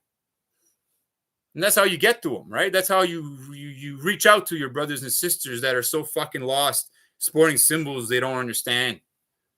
Because I'm telling you, folks, this is very important. Hey, this is very important. This is one of the most important things in the world right now. And I know I'm not getting much attention, but it's okay. I don't care. Well, I'll make a choice, but this is very important. If you don't know your signs and symbols, and you're getting paid every day. Well, guess what? 11/11 there, November 11th happened. Everyone went to Remembrance Day, honoring our troops and all that kind of stuff. A whole bunch of hypocrites. So everyone, I look at them, I'm like, fuck, sorry. I know the intent behind it, but I'm sorry. You don't understand what this all symbolizes. And you're out there, you're not actually honoring the men and women that fought and died in the war. You're not honoring them. That's not what we're doing. We're disrespecting them when we do that. When we go to these rituals, these Janus rituals, to get our attention on something, but we don't know what it is, what we think we know, we're disrespecting ourselves and we're disrespecting them. And always remember, you always disrespect yourself before you disrespect other people. And that's what they're doing. They're teaching you to not have self-respect. Fuck it, it's crazy, man. I thought Israel had the best security in the world. How did they get invaded then? Smells fishy. Yeah, well, Israel, essentially, if you understand what it means, Israel, Isis, Amun-Re, Elohim, which is also the three faces of Janus. Okay, and there's a very specific reason why Israel is protected by the Holy Roman Empire, the U.S., right? Washington, D.C. You see all this, all the Holy Roman Empire, Zionism, all that stuff, Switzerland. This is the Holy Roman Empire. That's all it is. It's all under the one thing, one banner, and they claim ownership. They conquer, they divide, they conquer, they divide the minds, conquer the people, establish their courthouses, their police stations, their armies, their banks, all that shit. And then they merge in with our culture, take someone from our culture, merge it with their own, but they keep the same signs and the symbols to know that, so you know who they are, just like serial killers, just like fucking psychos. They want you to know. It's like they want you to know that they're doing it without you knowing, right? They have their stamp on it that, hey, that's us. They're proud of this. They're proud of being so toxic and cancerous in the world. That's how fucking lost these people are. They got their stamp of approval on it. It's all through the signs and the symbols. That's why there's l'Arche de Triomphe, and you got the two, there's two standing soldiers and the unknown soldier. When Cirillo in 2014 on October 22nd, buddy got shot there by ZF Beboff there, and there's this terrorist attack here in Ottawa. That was all a ritual to Janus. Why you think is one of the pillars? Cirillo. The name Cirillo, look what it means. You see, all these things are all symbolic. They speak in code, folks. They know the code. I know the code. I know the code very well. I know who they are. I can see who they are. They're telling me who they are, and I believe them. I don't believe I know it. And I'm trying to help you fucking see it so you can actually offer solutions and then bring solutions to the world and know who your enemy is. Because they're the ones claiming to be your enemy. It's not me. I'm not. I don't want them to be my enemy. But they're making the claim that they're my enemy, and I believe them. Because their actions speak louder than their fucking words. And right now, I feel attacked every day. Every time I go and do groceries, I feel insulted. I feel assaulted. I feel like I'm like, fuck, I'm like in a bad place. I have to look at my price of like, for 4 days fucking food for me and my mom, I have to spend $100 and some every couple of 4 days, 4 or 5 days, not even $100 some. Whereas before I used to spend like, just for myself, it would be like maybe $30, $40 for like maybe a week. That would last me a week. Now I'm like spending $110, $120 a week, not even a week, for me to live. Everything's so expanded. Technologies now. You want to order shit on Amazon, super cheap. All this stuff, all this technology, super cheap, but like really cheaply made, doesn't last very long. Our corporations right now are the big problem too. Like the shareholders, like I said, we gotta fucking crack down on these people. We gotta fucking let them know, hey, shareholders, listen. There's more to life than just profiting, making money all the time. There's more to life, okay? Why don't you give back, Bezos? How about you, Mark Zuckerberg? All you billionaires right now, you got billions of dollars. The world's suffering right now, and you can't even spare $1 billion to actually put back into and say, hey, all this human attention we've been getting, that you guys have made me the billionaire that I am, all this human attention, all this encouragement that you've bought into my company and ordered for me and given me so much more than I could ever fucking imagine or need. So thank you. Can't even fucking think enough for yourself to say, hey, you know what? I can give back. I can give half of that money back, or even I can live off of 1/3 of that and give 2/3 to the world and help and start, rebuilding the world in a good place and make sure that, we can address the drug addiction problem we're having, address the fucking fact that our corporations are selling us garbage. Maybe I can turn around and Amazon and say, hey, you know what? I'm not going to sell any more garbage anymore. I'm going to just sell really good, healthy things now. That this I'm going to give back to the world. No, not even. Fucking losers, man. Big time, Jeff Bezos. I'm talking to you, Jeff Kisses. That's what Bezos means. He kiss. He's kissing. Jeff Bezos. Mark Zuckerberg. Mark Sugarhill. Mark Sugarhill. Fucking hill of sugar. He's got all this sugar. He's living on this fucking. He's not even sharing any of that sugar with nobody. He's sharing it with his billionaire friends, right? And they probably know all this shit that I'm talking about. They probably know about Janice and all this stuff. If you look at Hollywood movies, watch a movie called The Long Walk by Stephen King. Stephen King knows about Janice. It's all symbolic. You can see it all in his fucking writings. It is what? I is 9. T is 20. 9 + 2 + 0 is 11. One of his most famous books is It. So essentially it's Janice. When you watch The Long Walk, you'll see all the symbolism of Janice in that movie. The names, everything. You just look up all the names and you see, okay, well, this is what he's talking about. It's all symbolic of this. It's all in their fucking faces, folks. That's why Hollywood theater, you have the two faces, the frowning face and the happy face, the two faces of Janice. It's everywhere, folks. It's our conscience. It's the light and the darkness. Is the two pillars of the mind. See? Right here, right? You have the two temples, the pillars. It's all about the mind, folks. Is that essentially they corrupt us and then essentially they divide us within ourselves and get us to be at war within ourselves, so we're at war with everyone else around us. That's why you have LGBTQ, all this kind of stuff where sexual confusion is running rampant and causing all this division, right? Because now you have people that don't think much of themselves thinking it's okay for men to change their sex and go compete against women and abuse them and hurt them and cause them harm. They think it's okay. And if you're critical of that, then you're a racist and you're a bigot now, and that you should be quiet. Fucking wild, man. Like it's crazy, man. It's not even funny. It's like and people make light of it. Like you got Joe Rogan the other day talking about, he's laughing about this whole Epstein shit there. Like how now let's imitate Trump and laugh about it with fucking what's his name there, that comedian there. It's not funny, guys. You shouldn't even be fucking laughing about it, Joe Rogan, bro Rogan. Like I got a bone to pick with you too, bro. With all the human attention that you bring in, and you don't even know about Janice, and you're not even talking about it. I know you know. You should be talking about it and trying to free your brothers and sisters, but there's no money to be made, right? There's no money there. You're actually gonna lose followers. You're gonna start losing all your toxic fucking audience, right? And then you're gonna be left with only quality people, but those quality people know that money is not quality. So you're not going to make that money that you want. And you have to answer. That's the other thing. You're going to have to answer a lot of questions as to why is it that for so long you had one of the best, you got all this attention in the world, all these conspiracies, all these things about, 9/11, all this stuff happening. You knew all about it and you never really have brought on the real guests, like guys like Sean Ross, right? No, you let that guy fucking die. Like, you see, like Sean Ross right now, I don't know what's happening with the guy. I fucking feel sad. I feel frustrated for him because this guy's done so much work, put himself on the line, hitchhiked across Europe, showing who the fucking enemy is. And fucking, I have no money to be able to help this guy. I wish I did, but like not fucking one person, even Roseanne, you started to help him, whatever. And I don't know what the fuck happened. She kind of turned her back and she's, talk all this stuff, but never even mentions his fucking work. Sorry, Roseanne, you have no credibility with me because I know the truth, who you are.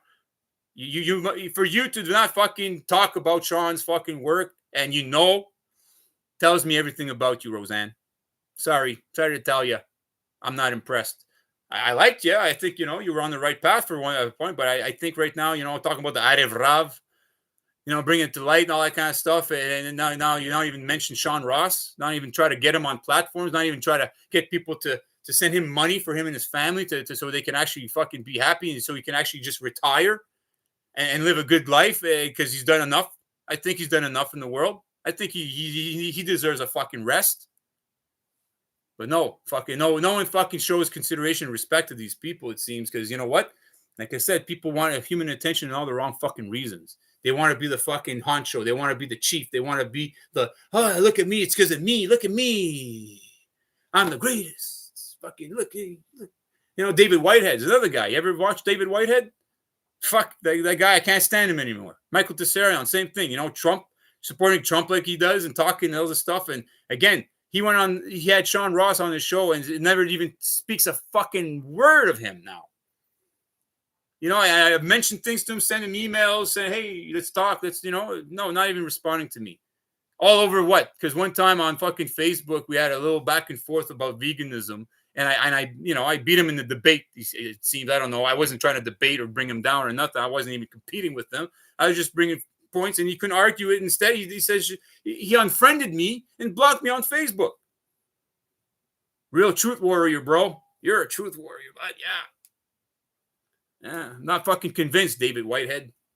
Not convinced at all. And like I said, I'm saying it to you, I still got love for you. I appreciate a lot of the work you've done, David. Like, you've done a lot of good work, man. Like, I'm never going to take that away from you. I think you're a great guy. I think you got so much to offer in this world. But right now, you're fucking, I don't know. Like, it seems like you don't want to admit certain things. You got the Black Sheep researcher that's doing such great work right now about Janice and bringing all these things together and then getting attacked and not getting the attention that he should be getting, that the world should be fucking listening to this guy right now and looking at his work and having people say, hey, you know what? Hey, Paul Knight, you've done such great work. You know what? I got a lot of resources. I got a lot of advertising. I have a lot of platforms. I'm going to bring you on. This is important stuff for you to share with the world. And I want to give credit where credit's due. Here's the platform. Here's the stage, man. It's all yours. Please share your work with us, because these are the solutions. Don't see that. And I try. I talk about his stuff all the time. On my streams, I bring it when I go on the street. Like I said, I was talking with my friend Yusuf and his friends. They're all Muslim, talking about Janice, and the you should have seen the light in them when I was explaining these things such in a beautiful way. Because I have to thank guys like Paul Knight and Santos Bonacci and you know, all these Sean Ross and all these people that I show these things, that I'm able to express these things in such a beautiful way. And I think enough of myself to do so. Like, it was just beautiful to see, because I saw that within myself too, that when I saw these realizations, these truths, how beautiful and empowering it was, and how it helped me have a better connection with my true self. How beautiful that is, man. I saw it in their eyes. And then you could tell just by even what they said to me, how they were grateful to me. They were thanking me, saying, yeah, like, you could tell you're seeking truth, and like you are a light in the world. And they saw who I truly was. And like, I never attacked their religion. I never, tried to impose myself. They never tried to impose it. We just shared the knowledge, and they saw that I was complimenting them, that I was not trying to take away. Just like when I talk with Christians, I don't try to insult them and bring them down. I may say that, hey, you're following for the superstitious spookism, and here's why you're wrong about this. And here, I'm just trying to offer more light to what your religion really is all about, what your faith and your spirituality really means. So you actually have a better relationship with yourself. And by doing so, you'll have a better relationship with the people around you and the Almighty Creator. And that's the intent, right? That should always be the intent behind everything, is that what you try to do is bridge the gap, not widen it. Fuck. But people, they I don't know. It's just the mindset that we have. We've been indoctrinated through the fucking school, our government, corporations. Fucking right now, the internet is fucking filled with such filth. And now it's hard for you to even find these gemstones, these beautiful fucking gems of truth. Now it's hard to find. And then when you try to get them out there to get people, it's like YouTube and fucking all these platforms seems to want to fucking change the algorithm somehow, some way, so the intention's not there. So it's like you could tell there's a force out there trying to sequester and stop this information, this knowledge to be shared with our brothers and sisters. Why? Because, see, they think about the money. The attention that they want is the money that they're going to lose fucking money, because people are going to wake up. They're going to understand that giving away our attention to these corporations is not going to be profitable for them. There's anything I can't do either. Lots of love, but need to do yoga or Tai Chi. Yeah, those are good things for sure. You gotta get right with yourself, Israel. Yeah, I like my yoga and walking.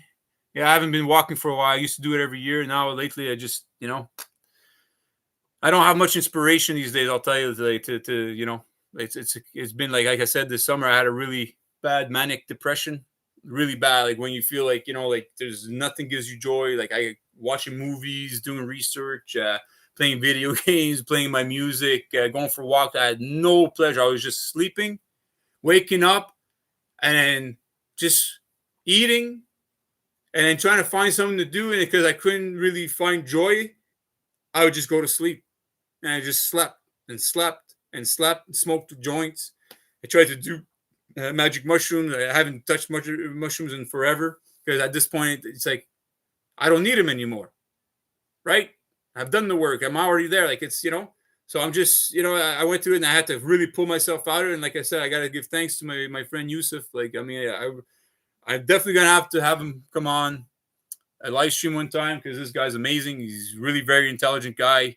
We share the same values, and him and I are going to be doing a lot of work together. And we're going to try to be boots on the ground more often and get people's attention here and share this knowledge because it's important. Please made a salted caramel version, Jester Man. You should try one. Stat, it'll make you smile. Yeah, all right. I'll take you up on that. Exactly. I use that analogy myself. The rocking boat. Yeah, fuck. It's those damn schmucks did the sweet and salty thing. Gets me every time. Yeah, I like O. Henry's for that. I like peanuts and chocolate. It's a very good mix. Definitely a good mix. Love it.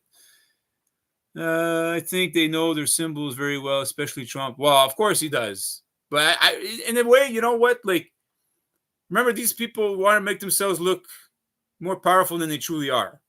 Right? Always make people think you're strong where you're weakest, and make people think you're weakest where you're strongest. And that's the thing. Always remember that. That's what they do. These Freemasons, all that stuff. So like this whole Charlie Kirk thing. That was a ritual to Janus, folks. Chances are Charlie Kirk's not dead. All the fucking things around it. It's all controversial, and look what it's doing. All the attention it brought, right? Brought all this attention to then what? Divide it, right? Now, you're talking about civil war and all these fucking things, all this. And now everyone's even more fucking each other because now it's dividing the base. Oh, it's a conspiracy. Oh, it's not a conspiracy. Kash Patel, he's doing great work. Whereas the people are saying, well, no, Kash Patel is a piece of shit. At this point, he's flip-flopping. He went on fucking talking about the Epstein files and all that kind of stuff. And all of a sudden, now it's not important. Well, he's a piece of shit. Sorry to tell you, right? But hey, people are still divided. It should be so fucking easy to fucking figure out, but it seems that people are so fucking lost at this point in the world that it's easy, very easy to divide people. So this whole Charlie Kirk, Charles James Kirk. Well, just KK at the end, it's got the pillars, 1111. James, which is J and S, which is 9/11 again, with Ame in the middle, which is the name's God's name, and then Charles, which is my name, which I understand my name very well, what it means, So Charles James Kirk. So Charles is essentially a strong, free one-man army. Kirk, which means a cirque, which is the church. So it's a strong, free one-man army, the church of the strong, free one-man army. And then James in the middle, the King James version of the Bible. He's Christian, right? Christian, CH, Christian, CH again, with the 38, which is 11. Jan. Janos. That's the religion. Christianity, Muslim, Jewish, doesn't matter. It's all under Jan. It's all under IA. The oldest god of Sumeria. The Kabbalah comes from Sumeria. The Hebrew, the Sumerians. What was their god? IA, which is the god of the floods, the god of beginnings and endings. It's the same fucking thing, just repackaged throughout history, conquering the fucking world. And then understanding that conscience, everything is mind, that's what the Almighty Creator is that's how we work through, is our minds. And how important it is to fucking protect it. And if people don't protect it, then we'll be able to enslave people. And that's what they do to the religions, the corporations, our governments. Right? It's fucking simple, folks. That's all, man. It doesn't have to be more complicated than that. And that's what the thing is, that they try to complicate it So you don't understand it, and then you got all confused, and then you're like, okay, well, please help me, please. But no, the answers are within you. You know this. Simplify it. If you don't simply understand, then if you can't simply explain it, then you just simply don't understand what you're saying, right? And I do a very good job of simply explaining things. I think it's very simple. I'm not, I'm not, I'm not no fucking guru here. I ain't no fucking special fucking genius. Okay, it's just, hey, like I said, I was standing on the fucking shoulders of giants. They've shared the work. They they put it out there, and I see it for what it is, and I appreciate it, and I put it forward. That's it. I apply it to myself, and I share it with the world, and I see how powerful it is, how empowering it's been for me, especially when I talk with other people and share this knowledge. How people, wow, like it fucking blows their mind, just like it blew my mind when I fucking heard it, right? But in a good way. Trump loves to throw his numbers in there. Oh yeah, Trump is a typical narcissist, folks. That's what he is. He's a narcissist. Like it's when someone like when you saw there, we talk about the 25% reduction there on the Thanksgiving baskets there, and he's like talking about we've done great things. China, China, China. I know China. I know everybody in China. Yeah. Fucking, like fucking guy is like gaslighting the reporter. All of a sudden, like she's asking him questions about it. Then all of a sudden, oh, you're fake news. Who are you? Who are you with? Oh, fake news. Oh, fake news. Hey, let's take away from the question now, because you got nothing to fucking respond with, because you're wrong, Trump. You're full of shit, right? Typical narcissistic response. Fuck. We know who you are. I see you for what you are, Trump. You're not fucking powerful to me, bro. You're the weakest fucking link in the chain of humanity. Fuck. Like you're essentially bringing the world down with you. That's what you're trying to do. You're a fucking you're worse than a suicide bomber. You want to talk about terrorists and all that kind of stuff. Fuck. You're bringing the world down with you, with your fucking dumbass fucking minions that don't think much of themselves, all surrounding you with that same mindset, thinking you're so fucking powerful, but you're not, because you're gonna see when you're done. When all this material all gone, you're just left with your conscience. You're gonna see how little you do have, how fucking little you have. And I feel sad for you, fuck. I really do, Trump. I fucking feel so sad for you and your fucking family, because you have no idea the suffering that's coming your way. Have no idea, and you'll only have yourself to blame. You and your fucking friends. You're gonna look for other people to blame, because that's what you guys are so used to.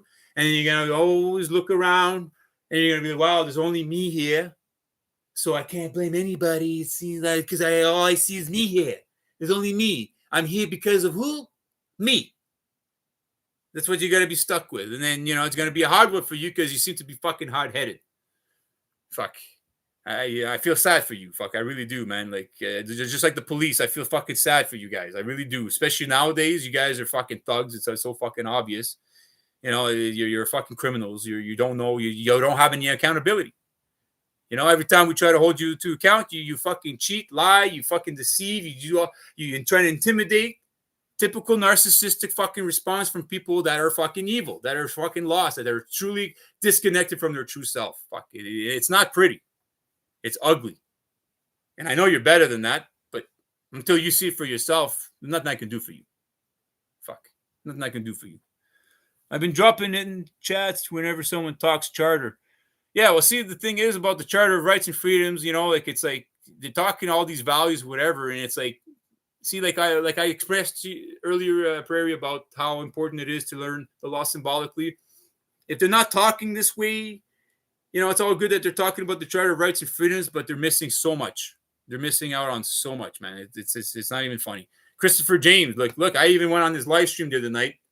And I've been on his fucking live stream. He never fucking talks to his audience. Never, the chat never engages. Just talks problem. Yeah, he's got solutions and stuff. But I reached out to him many times, and again, he doesn't respond. I like just sent him email saying how grateful and I appreciate him. Things just that, not asking anything, just to express gratitude that he's doing good work, to keep it up. And if there's anything I can do for him, never asking him. I'm always offering my help. I'm never asking for anything. I just go, hey, just like God, the Almighty Creator, I never ask anything. I'm here for you. If there's anything I can do for you, like JFK, don't ask what your country can do for you. Ask what you can do for your country. Yeah, that's how it should be. What can we do? I have something to offer, and I've never responds. Never responds. So what am I supposed to think about these people? All right. I got people when they email, I respond. They email me. I don't get much people that send me emails, but the people that do, I respond. And if I don't, it's because I missed out. I didn't see the email. I get like a lot of stuff come up, so I may have missed it or whatever. But if someone says, "Hey, bro, like, hey, get back," oh, sorry, man. Like, I'll respond. Like, fuck. It's like I gotta show you at least consideration and love for at least reaching out. And I know like these people probably have a lot of people, right? But I'm sure you can read and see who equality and stuff like that. Especially when I put my fucking YouTube channel, take a fucking 5 minutes, come see what I'm all about at least. But not even. So that's why I mean, like here in Canada, see, that's why I'm happy I met Yusuf and I got Daniel as well. I met Norman Traversy, which is look, I love Norman. I love Norman Traversy. Like the guy is fucking awesome, man. Like he's good times, he's funny, like But again, what's being done? Nothing. He just goes on these shows, talks. There's no solutions. We went and delivered fucking papers at the court. It didn't do nothing for Tamara Leach and Barr. They still got sentenced. Quo warranto. With what warrant? What evidence of fact do you have to back your claim that your constitution applies to me just because I'm physically in Canada? It's the same thing. Just, in Latin. With what warrant? Same question, just different formulation. Just like I used to work for Cintas. And you say, oh, when you offer our contracts, they're not contracts. Don't say they're contracts. They're service agreements. Okay, Marty, it's a contract. No, it's not the same thing. A service agreement is not a contract.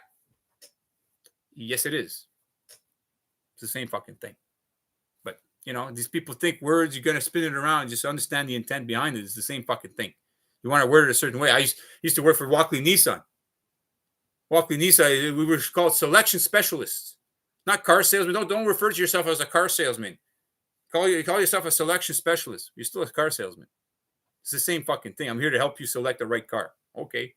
You're just trying to make it fancy. It's just to show you how people are manipulative, right? For all the wrong fucking reasons.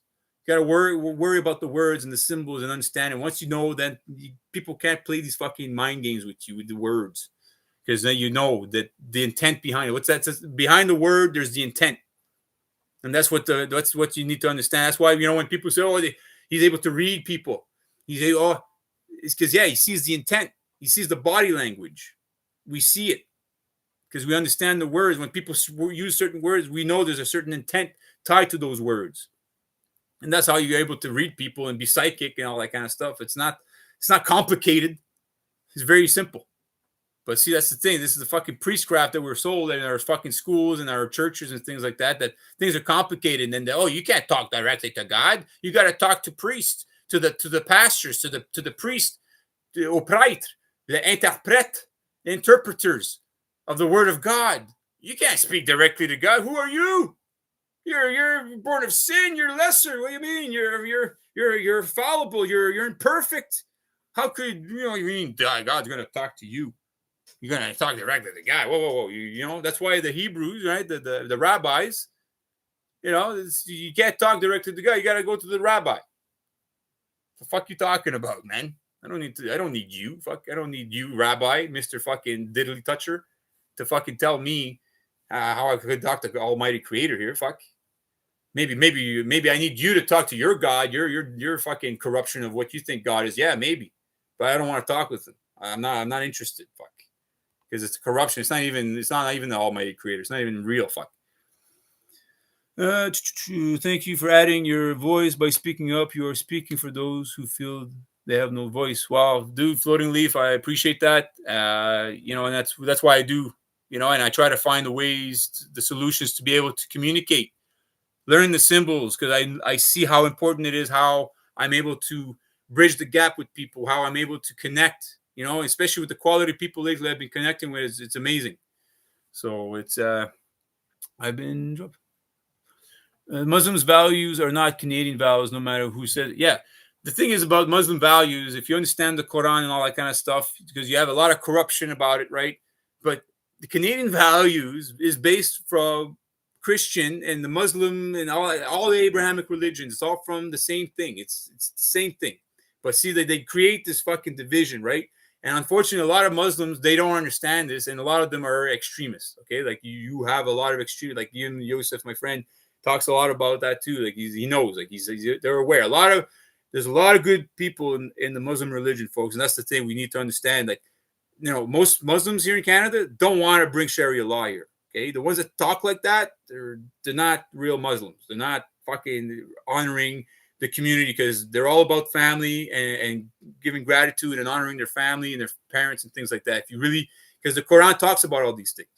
Okay, it's the same thing when you look at the Christian values. It's all based on the same foundations, folks. Okay, so that's what I mean. When we start falling for this stuff, oh, well, the Muslims and this and that, then they're trying to divide us. So once you realize that they're all based on the same things, and then we have to decode it and bring them together. So that's why, like, see, right now I'm trying to reach out to the Muslim community with my friend Yusuf. He's going to be my my ally, my friend, my brother, to be able to reach out to them, for them to understand these things. So therefore we all come to the same thing, and then we could all have a community and have the same values. Because, Canadian values, if you really understand Canadian values and what it is to be Canadian, when you just look at the government, right?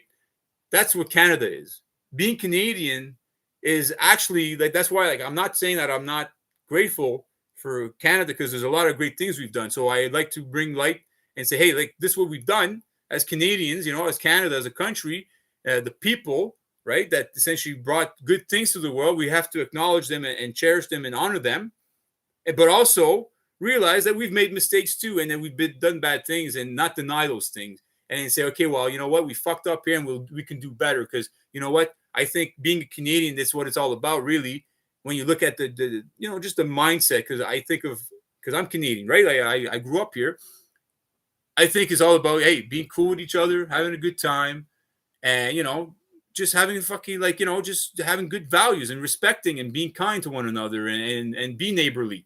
That's what my idea of what a Canadian is, and being polite and kind and respectful and loving. That's what I think being Canadian means. And if I can bring that out, then of course. But at the same time, realizing that the Canadian government, which is filled with people, have done a lot of bad things to us and other people in the world, and to not forget those things, right? Just like, right now, this whole thing about the mass grave hoax, right? So you have all this division again, right? But if you really do any research, which Rebel News is not doing, Dan Dix isn't doing, okay, and I appreciate the reporting, but they're lazy on that fucking subject, because they're Christians, right? They're Christians and Jews. And then anything that brings negative light to the Christian religion or their Jewish religion, they have identity in it, right? So of course they're going to try to protect it, and they're being lazy. They're just going to be biased in the reporting.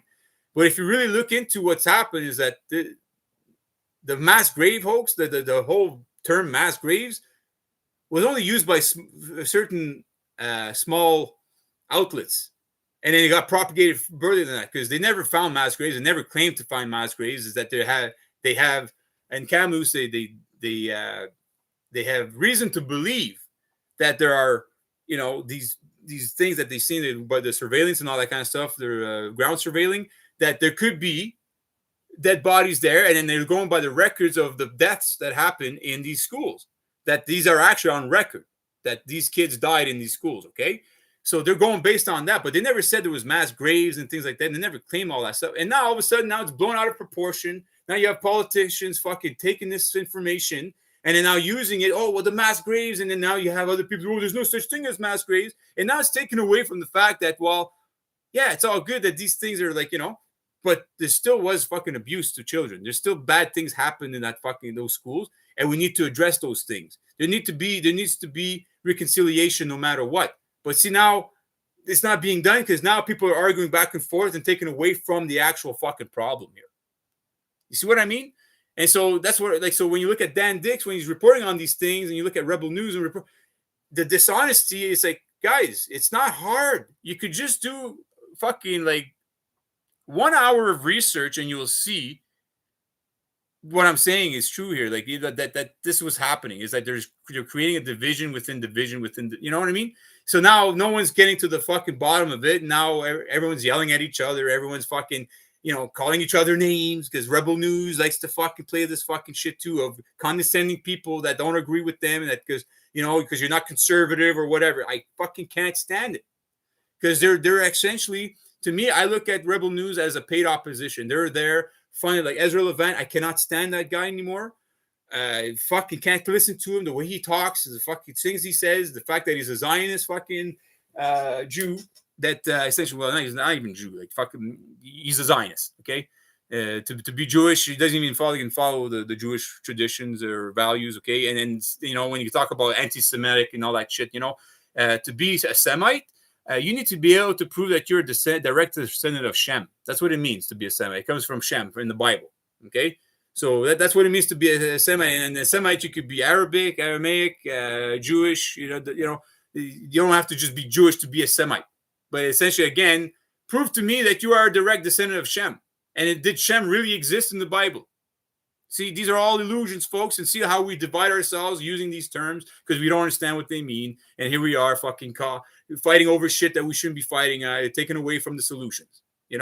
That's what fucking drives me nuts. I get fucking like really upset because these people are claiming to be journalists, that they have integrity, but they don't understand what objective journalism is all about because they don't have objectiveness. They're subjective. That they're always reporting subjectively based on their opinions. That's not what a journalist is about. It's about presenting the information and not having any opinion about it. And not trying to sway anybody. It's just say, hey, this is the information. Okay, I'm putting it here. What do you think? And that's what journalism is supposed to be. But none of these fucking people in the mainstream, anything, they don't understand what journalism. I know what journalism is more than most people in journal. They went to school for this shit. And I talk about it and they don't even understand this. And it's like, what the fuck, man? Like, how is it that I know more about your field of work and you went to university, you went to college for this shit? If I was you, I would ask for a refund because they really didn't give you the proper education that you fucking need. You don't understand your fucking role here. And that's just how it should be in life. It's not just journalism. It's just you see, like what I do. I just share the information. I put it out there. Yeah, I'm passionate right now. I'm putting it. But I'm putting it out there. Like I said, I share, and it's up to you guys to pick it up. And I'm not gonna fucking try to sway you to fucking believe and think the way I am. I'm just I'm trying to inspire you through my example of living. And if it makes sense to you and if it resonates, then great. If not, then hey, fuck. If I'm wrong about something, tell me. Share it. Put it on the table. I'm going to listen. And if you're right, hey, I'll be like, holy fuck, you gave me something to consider. And you know what? I never looked at it that way. And yeah, I'm wrong. I'm wrong here. And I really got to rethink what I was thinking here, what I was saying. I'm humble enough to do that. And that's what we all should be doing. But you don't see that from our politicians. You don't see that from journalism right now. Fucking CTV News, all this stuff. It's all fucking trying to push you into a mindset and to think the way they do. And that's it. And it's like, that's not journalism. That's not freedom of the press. That's essentially propaganda. And they're all engaged in Dan Dix, Rebel News, Lauren Southern. Lauren Southern, I like her. I think but again, she's not objective in a lot of the things she does. And they need to fucking correct themselves. Fuck, it's, But you hear about the CSIS when they went to her house, and I was like, fuck, that blew me away. That just blew me away that CSIS, our Grenadian government, think it's okay to go to a woman's home, a single mother, that essentially is just, reporting on things to essentially threaten her, make veiled threats like they did. Like, like at this point, that guy, if I would have been there, I would have told him straight up, dude, you utter another threat in front of me. Utter another fucking threat in front of me and you're going to lose your life. That's what I would have told that guy. Because you're in someone's house. Know your fucking role and know your fucking place in life, bud. And that's what these people need to be talked to and realize that, people don't have fear of you. That I don't fucking care if I die here today. I'll lose my life if I have to make an example out of you. Because right now at this point, you've crossed the line that I feel that I need to defend myself. That you come into someone's home and make these veiled threats. What that guy deserved in that fucking moment is to actually fear for his life, to realize how dangerous and wrong he was to do that. That's the only way I think that guy would have understood the fucking lesson. And unfortunately, because these people, that's all they understand. It's unfortunate. You want to be seductive and nice to them and kind, but they won't get it until they see that they have their life to lose. Fuck. And at this point, that's what needs to happen right now in Canada. Our governments, Carney, Poilievre, doesn't fucking matter. Okay, blue versus red. Okay, is intuition versus intellect now. Okay, well, fuck that shit. Intelligence. We need to merge them. Okay, so it's not, Carney versus Poilievre. It's just fucking balance, and they need to be told that at this point now you've caused enough fucking problems. You've trespassed against us in so many ways that you're criminals. We have enough evidence by your own words. We have all the evidence on YouTube, on fucking TV, everything. You speaking and acting and doing these things that have essentially trespassed against every man, woman, and child, that you've not respected your contract, that you essentially in the open, you told us that you're going to help us, but swore an oath to the king and the queen and the crown, which essentially right there is a breach of your contract. That they need to be told that, yeah, you're done. That if you continue, that we are going to arrest you. And if you persist, now if you want to keep with them, you're going to lose your life. Because that's what you're doing. You're killing us. You're killing my fellow brothers and sisters here in Canada right now are dying. You're killing them off by one. The drug addiction, these kinds of things, that's a form of death. It's a form of murder, right? The fact that we can't feed ourselves properly, that you're essentially allowing corporations to fucking feed us poisons to get us sick. The vaccines, these were all trespasses. These were all violence perpetrated against us that at this point we should, and we do have the right to defend ourselves to the death. That's it. And they want to, oh, yeah, you're talking. No, I'm not violent. I'm not the violent one. I'm not violent at all. I'm actually trying to express peace. I'm trying to, bring people together and express and see what the fucking problems are and offer solutions and try to save as many people as possible without, causing violence. That's what I'm trying. But they're the ones making it impossible for us to have peace. So when you're not responsible with your free will, with your conscience, and you're essentially using the land, air, and water as weapons against us, then you're not responsible. You've proven it time and time again that you're not responsible enough to be able to manipulate these things without causing harm and injury. So therefore, we must put a stop to you. That's the foundations of law. That's how it is. That's your own principles. When you go to a friend of a judge, they understand this fucking concept. But yet when it comes to politicians, when they do it to us, just because it's not directly done to us, well, now it's acceptable, and let's not do something and ask a cop, hey, if I have evidence to prove to you that Carney is a pedophile or has, would you do something? Would you help me go to arrest him? And they kind of laugh. What's to laugh? Just to show you how, see, the mindset that they have is like, what do you mean? Why are you laughing? If I have evidence to prove that these people are criminals, these people in government that swore an oath say, hey, they're here to help us. They're here to make our society a great one, a responsible society that we could all live harmoniously together and engage in good commerce and trade and in good responsible relationships. And they're doing the total opposite and I have evidence of that. You're trying to tell me you wouldn't do anything about it. You have the power and authority, so it seems, so you think, but yet you're not going to exercise it when it comes to these scumbags. But someone crosses the street because the light just turned fucking, all of a sudden now you're going to arrest him and give him a fucking ticket. Oh yeah, that's just to show you how much of a coward they are. Because see, they're able to go at the weak ones, the people that can't defend themselves. But because the guy's got fucking an army of people protecting him, now all of a sudden now you're not so fucking brave. And that's what I mean. No one should respect the police in Canada. At this point, I have no respect for you guys. I love you guys. I love my brothers and sisters. I care about them. I see that, but I have no respect for them because they have none for themselves, and they don't know who they truly are, and they're going around causing more harm than any good. And at this point, we need to put a stop to them. At this point, when a cop goes and violates people's rights in the fucking street, we have the video. The community should get together, go to the court, and say this guy needs to be in fucking cuffs and in jail, and we want him charged.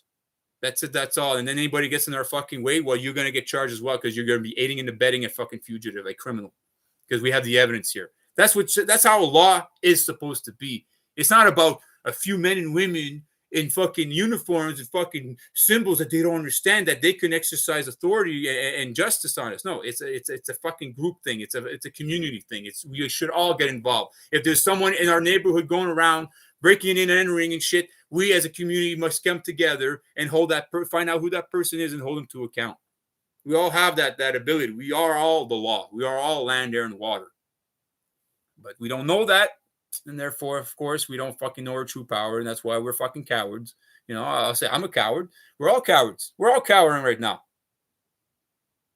It's not because we want to be cowards. I know we all have the fucking fire and stuff. We want to do something. If I was Superman right now, if I had the power of Superman, I'd do a lot of damage to these people, guaranteed. And I'd try to be as nice and kind to them as possible. I'd give them the chance. I'd be okay. Well, here I'm gonna tell you, right? I'm gonna tell you I got powers. I'm not gonna show you. I'm just gonna tell you I got powers. I'm Superman. I got power. I can fucking fly. I can do all this shit. So now I'm giving you all the chance. You have 1 week to do the right thing. All you people in power, you have 1 week to do the right thing. Step down, fuck off. Let us take over. If you don't, I'm going to go in effect. I'm going to fly all over the place. I'm going to fly through all you fucking people. I'm going to destroy you. And that's what I would do. I give them a chance. Hey, fuck. And that's what you got to do in law. It doesn't matter how powerful you are. If you have that power of being Superman, you have an obligation and a duty to essentially not exaggerate with the power that you have. And that's why that would be the best thing you can do, is give them the opportunity to act honorably and correct themselves and do the right thing. And if they don't, then you go full force on them. Make examples. And so other people, okay, he can fly. He does have powers. Okay, I guess I better fucking smarten up, because that's the only way I'm going to learn, it seems. And that's the fucking, why would we need to go there? Right? Why does daddy and mommy have to pull out the belt? Mom and dad don't want to pull out the belt. It hurts mom and dad more to pull out the belt and smack your ass. It hurts us more than it hurts you. Trust us. Because who wants to fucking hurt their children, right? But when they don't fucking understand that, hey, you cross the street, you got to look both ways, and they keep crossing the street not looking both ways, well, why do you want to spank them? Because you know that they can lose their life one day, which is going to be a hard lesson to learn. More than if I just spank them on the bum, or give them a little tap on the hand or whatever, right? Well, you can't touch your children. According to the government, you can't correct your children. But once they become 17 or 18 years old and they're brats, now we bring them in the army or our police. We get to abuse them, though. We get to fucking punish them. But you can't, as a parent, that's your property. Those are your children. It's your responsibility to bring them up and not be brats.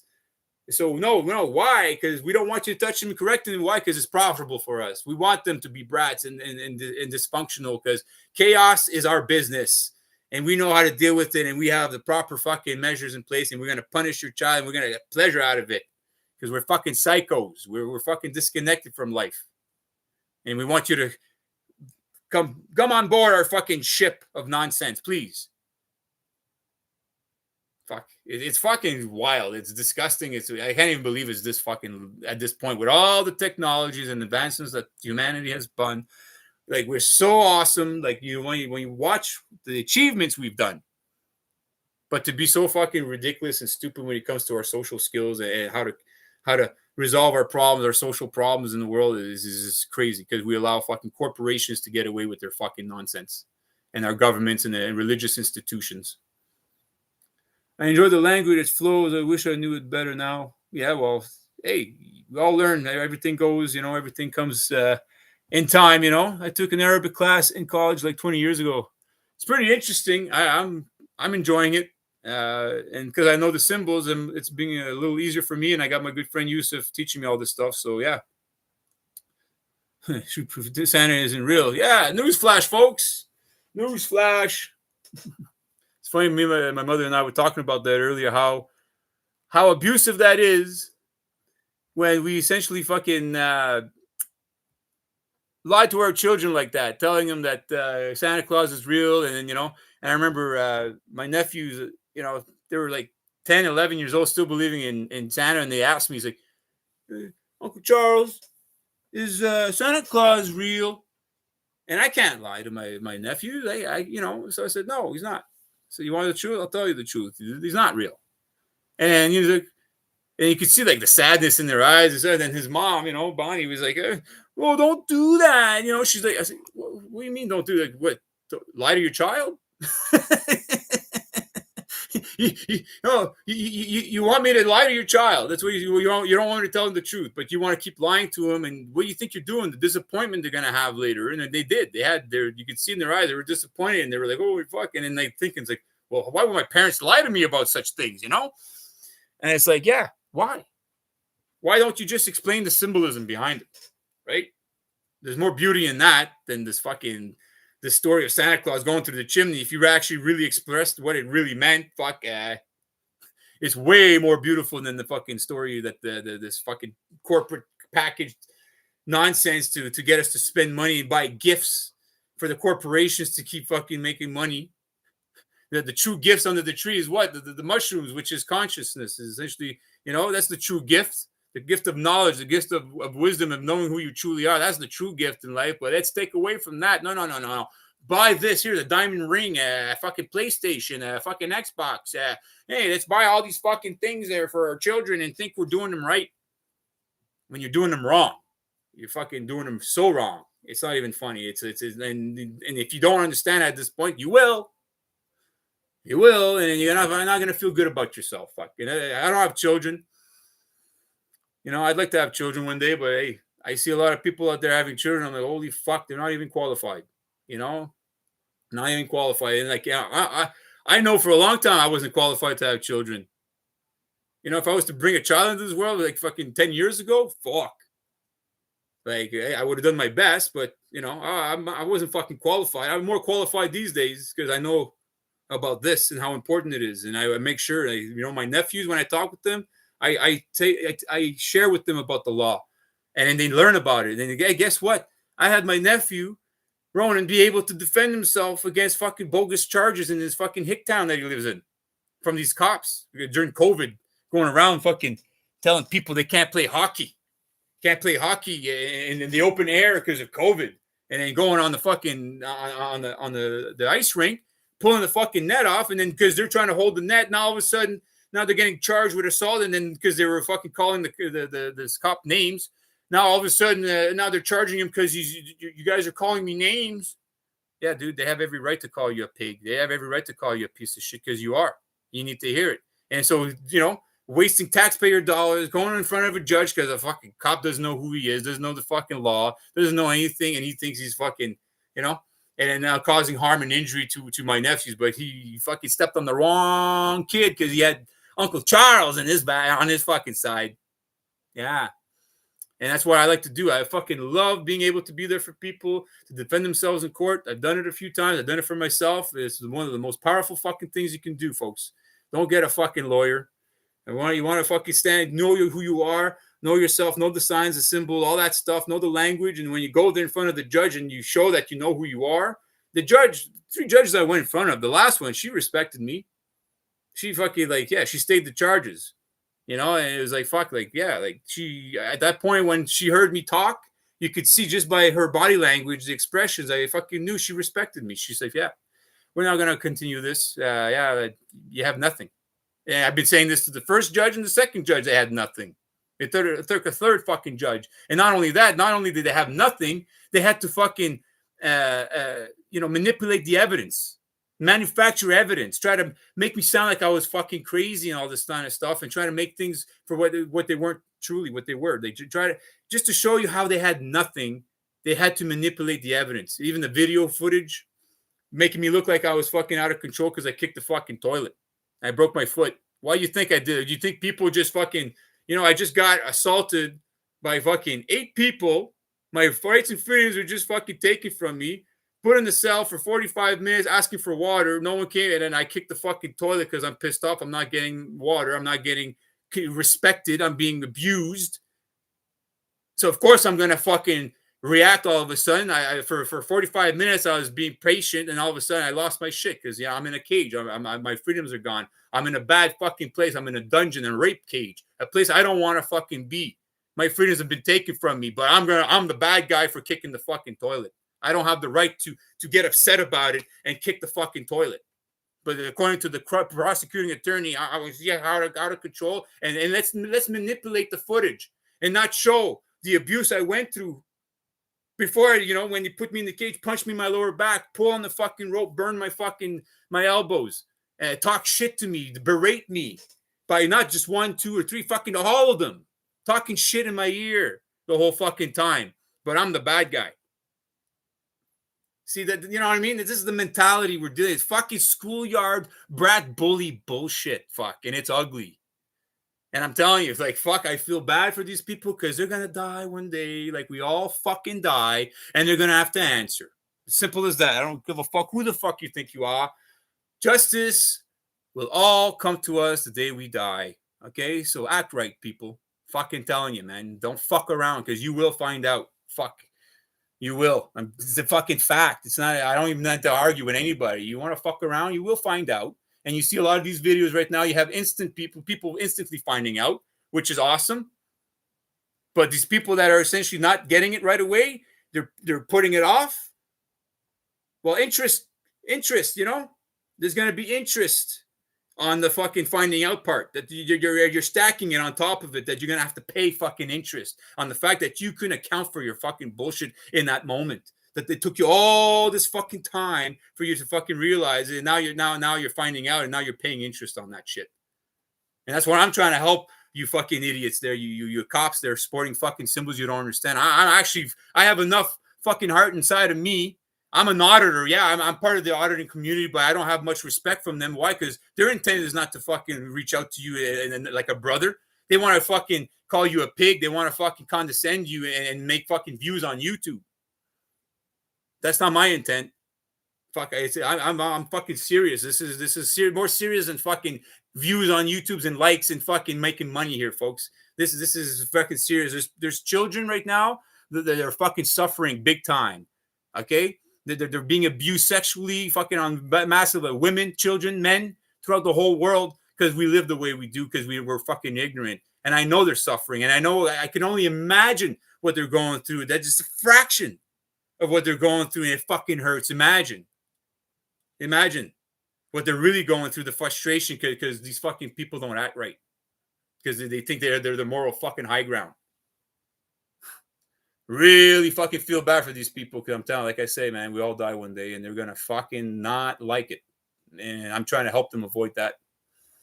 That's all I'm trying to do. That's my intention for my brothers, my sisters, my mom, me, myself, the people I care about. That's why I say these things, because I want them to not have to go through it. Why would you have to fucking go through it? You don't need to. We're better than that. Fuck, we're better than that. But right now, it's go time, folks. I'm fucking serious like a heart attack. I'm fucking sick and tired of seeing Carney and his fucking goons and these fucking people, like I say, sporting symbols they don't understand, going around being proud. Fucking sick of you fucking people, man. You get on my fucking nerves, man. And my patience for you is fucking wearing very thin. And the love and the peace and love in my heart will still remain. But at this point, you're going to get the tough love. You know what that is, right?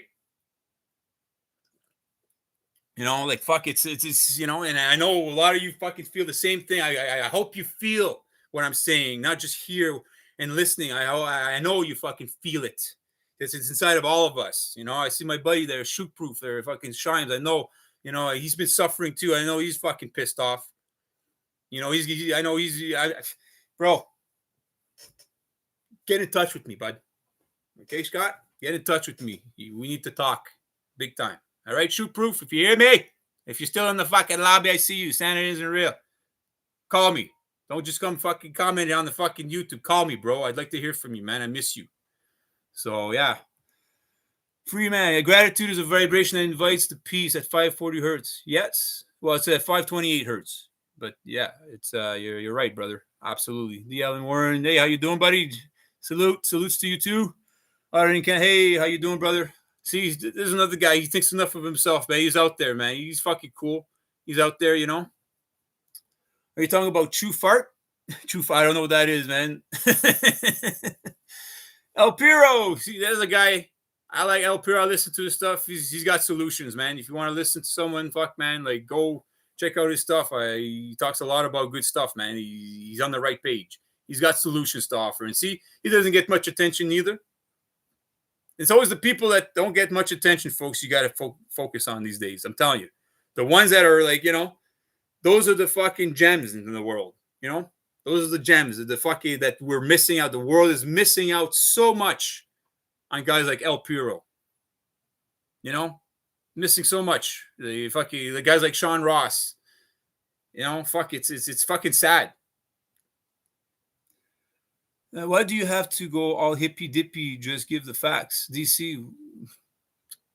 What do you mean? Explain to me. Fuck, comments like that. How do you respond to that, folks? I don't know. Like, so what do you have to go all hippy dippy? Just give the facts. So hippy dippy. What do you mean? So like, so when you use that term hippy dippy, so you're trying to what? Insult me? That's all I'm getting from that. So maybe I'm wrong. Give the facts. I don't know how much fucking more facts I can put on the table, DC, at this point, if you don't understand what I'm sharing with you, bro.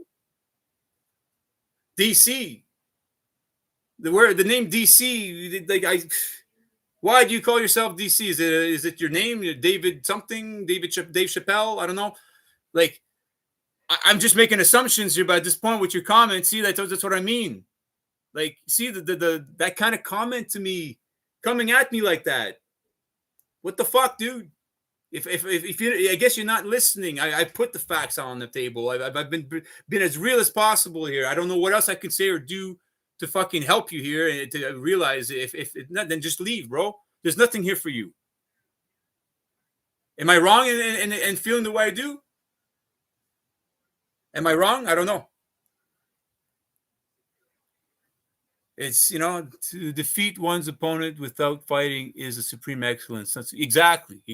Fuck. It's, when you can, it's a battle of the minds, folks. Really, everything starts at the mind. And if you're able to be seductive instead of being destructive and trying to, really appeal to someone's humanity within them and to get them to come break free from their fucking nonsense, that's victory right there, folks. That's how you do it. That's how I want to do things. That's how. But unfortunately, I know that a lot of people are just not. It's not going to work. But I'm still going to try anyways. I'm not going to stop. I'm not going to change who I am because of those people.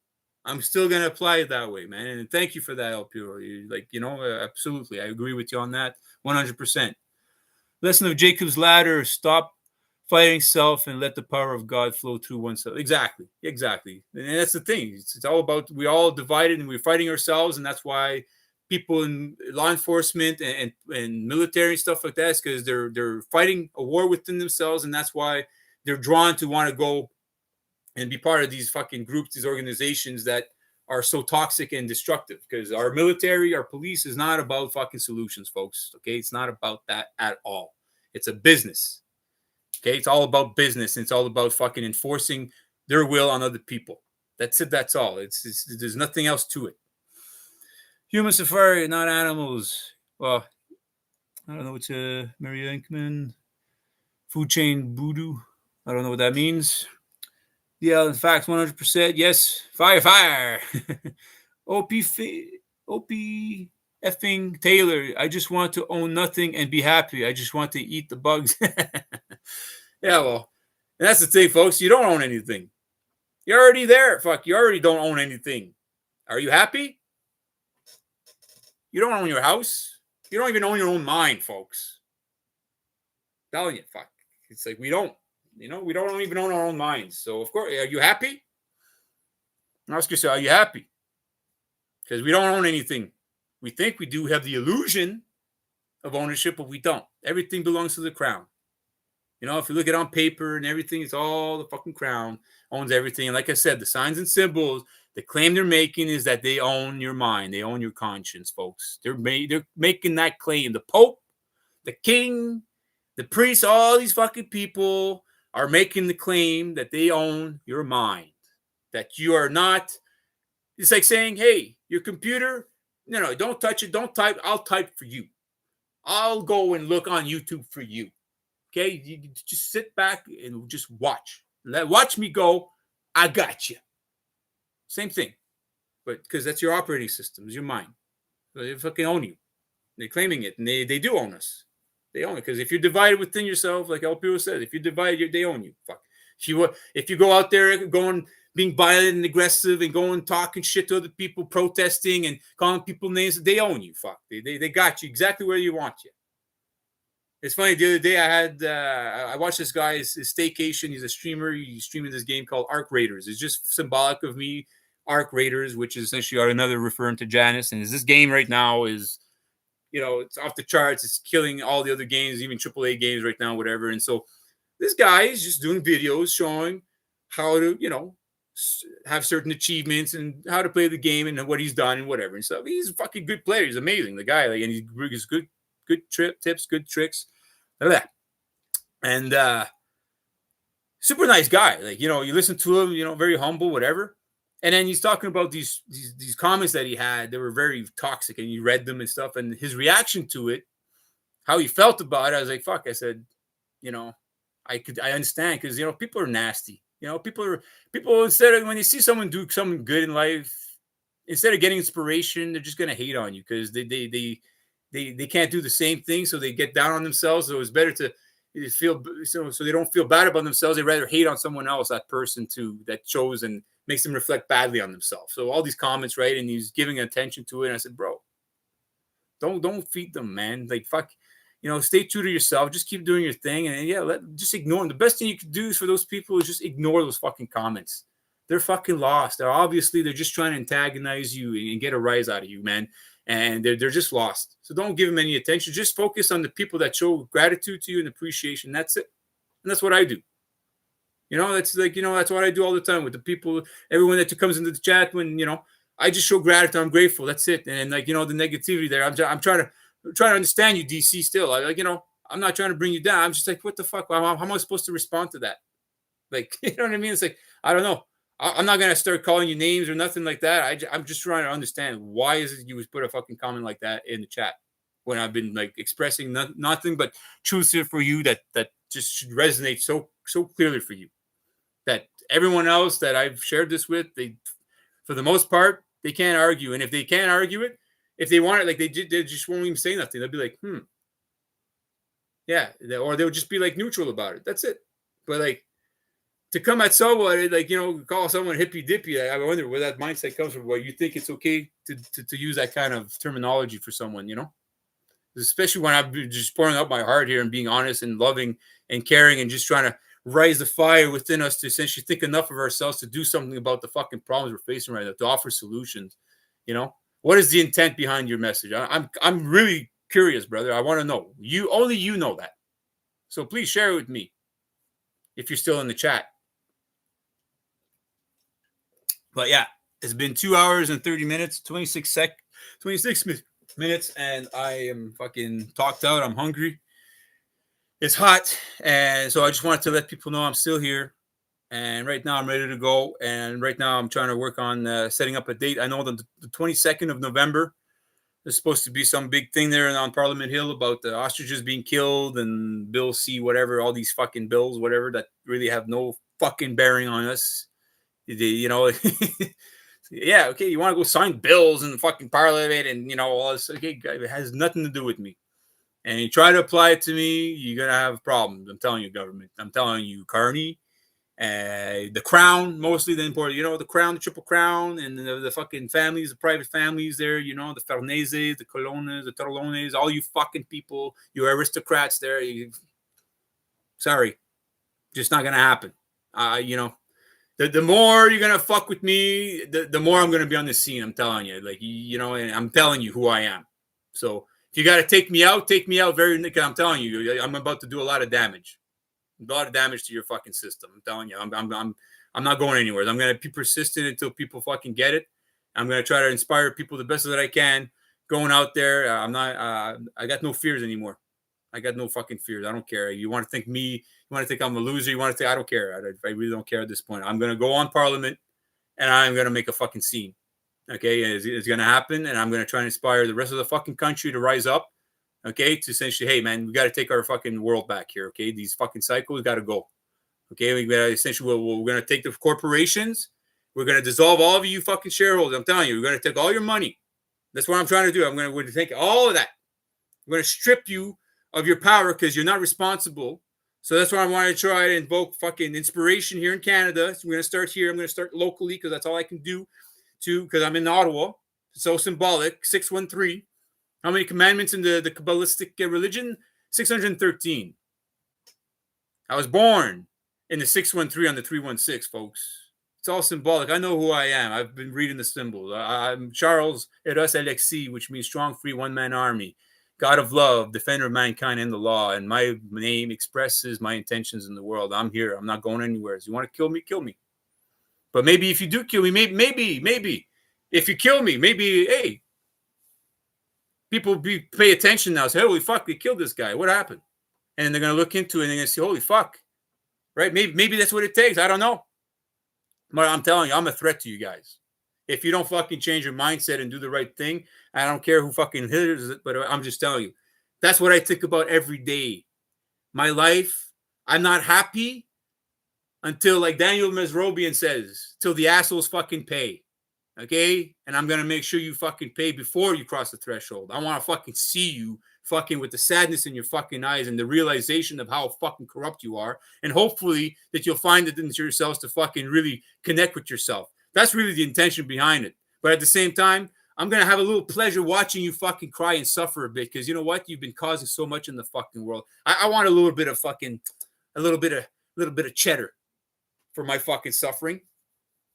You know, because I fucking can't stand it anymore, folks. I cannot fucking stand watching the police, the military, these fucking politicians and corporations continuously every day fucking just trespassing against not just we the people, the land, air, the water, the birds, the trees of this world, this beautiful fucking reality that we live in, just fucking destroying it and using it as a commodity for them to live their fucking lives the way they do at the expense of others. I'm fucking sick of it. Okay, I'm fucking sick of it. I hope that you guys feel the same way and then think enough of yourselves to do the same thing and join me. Okay, and first join yourself and then join me, and then let's work together and let's find the solutions. And what do you think? You think I'm right in what I'm saying? You think I'm wrong? If there's anything I'm not saying, hey, tell me.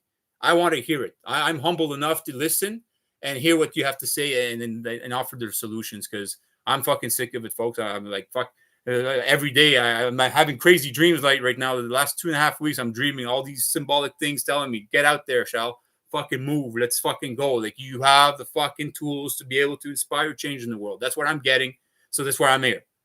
That's why I've been consistent and then being inconsistent, but I'm consistent. You know what I mean? I'm still making a fucking scene. So please reach out to me. YouTube, you got my email. Here, I'll put it in the chat just in case. And I'm reaching out also to all the auditors in Canada and the US, all you auditors, okay, all police auditors, okay, reach out to me. Fuck, Brian, get in touch with me. Brian Young, High Impact Flicks. Here's the deal. Get in touch with me. I got solutions. El Piro, he's got solutions. I don't know why. Why is it that you didn't bring El Piro back on your show, man? Like, he's got so much solutions. He understands a lot of stuff about the legalities and the terms and things like that, which, it's important. And so all of us, if we work together, we all have solutions to offer. I think we'll go somewhere and then try to inspire the change in our society and get people to wake up and maybe teach this to their children and see the values and take them out of our education system and teach them about law, teach them about the symbols and all these kinds of stuff and spirituality. And I think our society will thrive in a better sense, right? Am I crazy? I don't think so. I know so. I'm not crazy. So, anyways, I just heard this quote from Marcus Aurelius. The object of life is not to be on the side of the majority, but to escape finding oneself in the ranks of the insane. Have a good night. Thank you, brother. Yeah, absolutely, man. Because our society, Brian says it a lot, man. It's no measure of good health to be well adjusted to such a profoundly sick society. And our society is really sick. And it's not profoundly sick. It's fucking like, never go full retard. Never go full retard.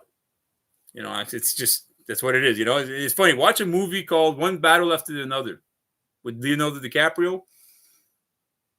Like, a lot of people fucking, shit on this movie. Just watch this movie. It's a good movie. Just seeing the different mindsets of people. And, like, you see the police and the military, and then you got the other side where the revolutionary and like, you have like, people that are kind of weird with the LGBTQ and stuff, but you understand a bit of why.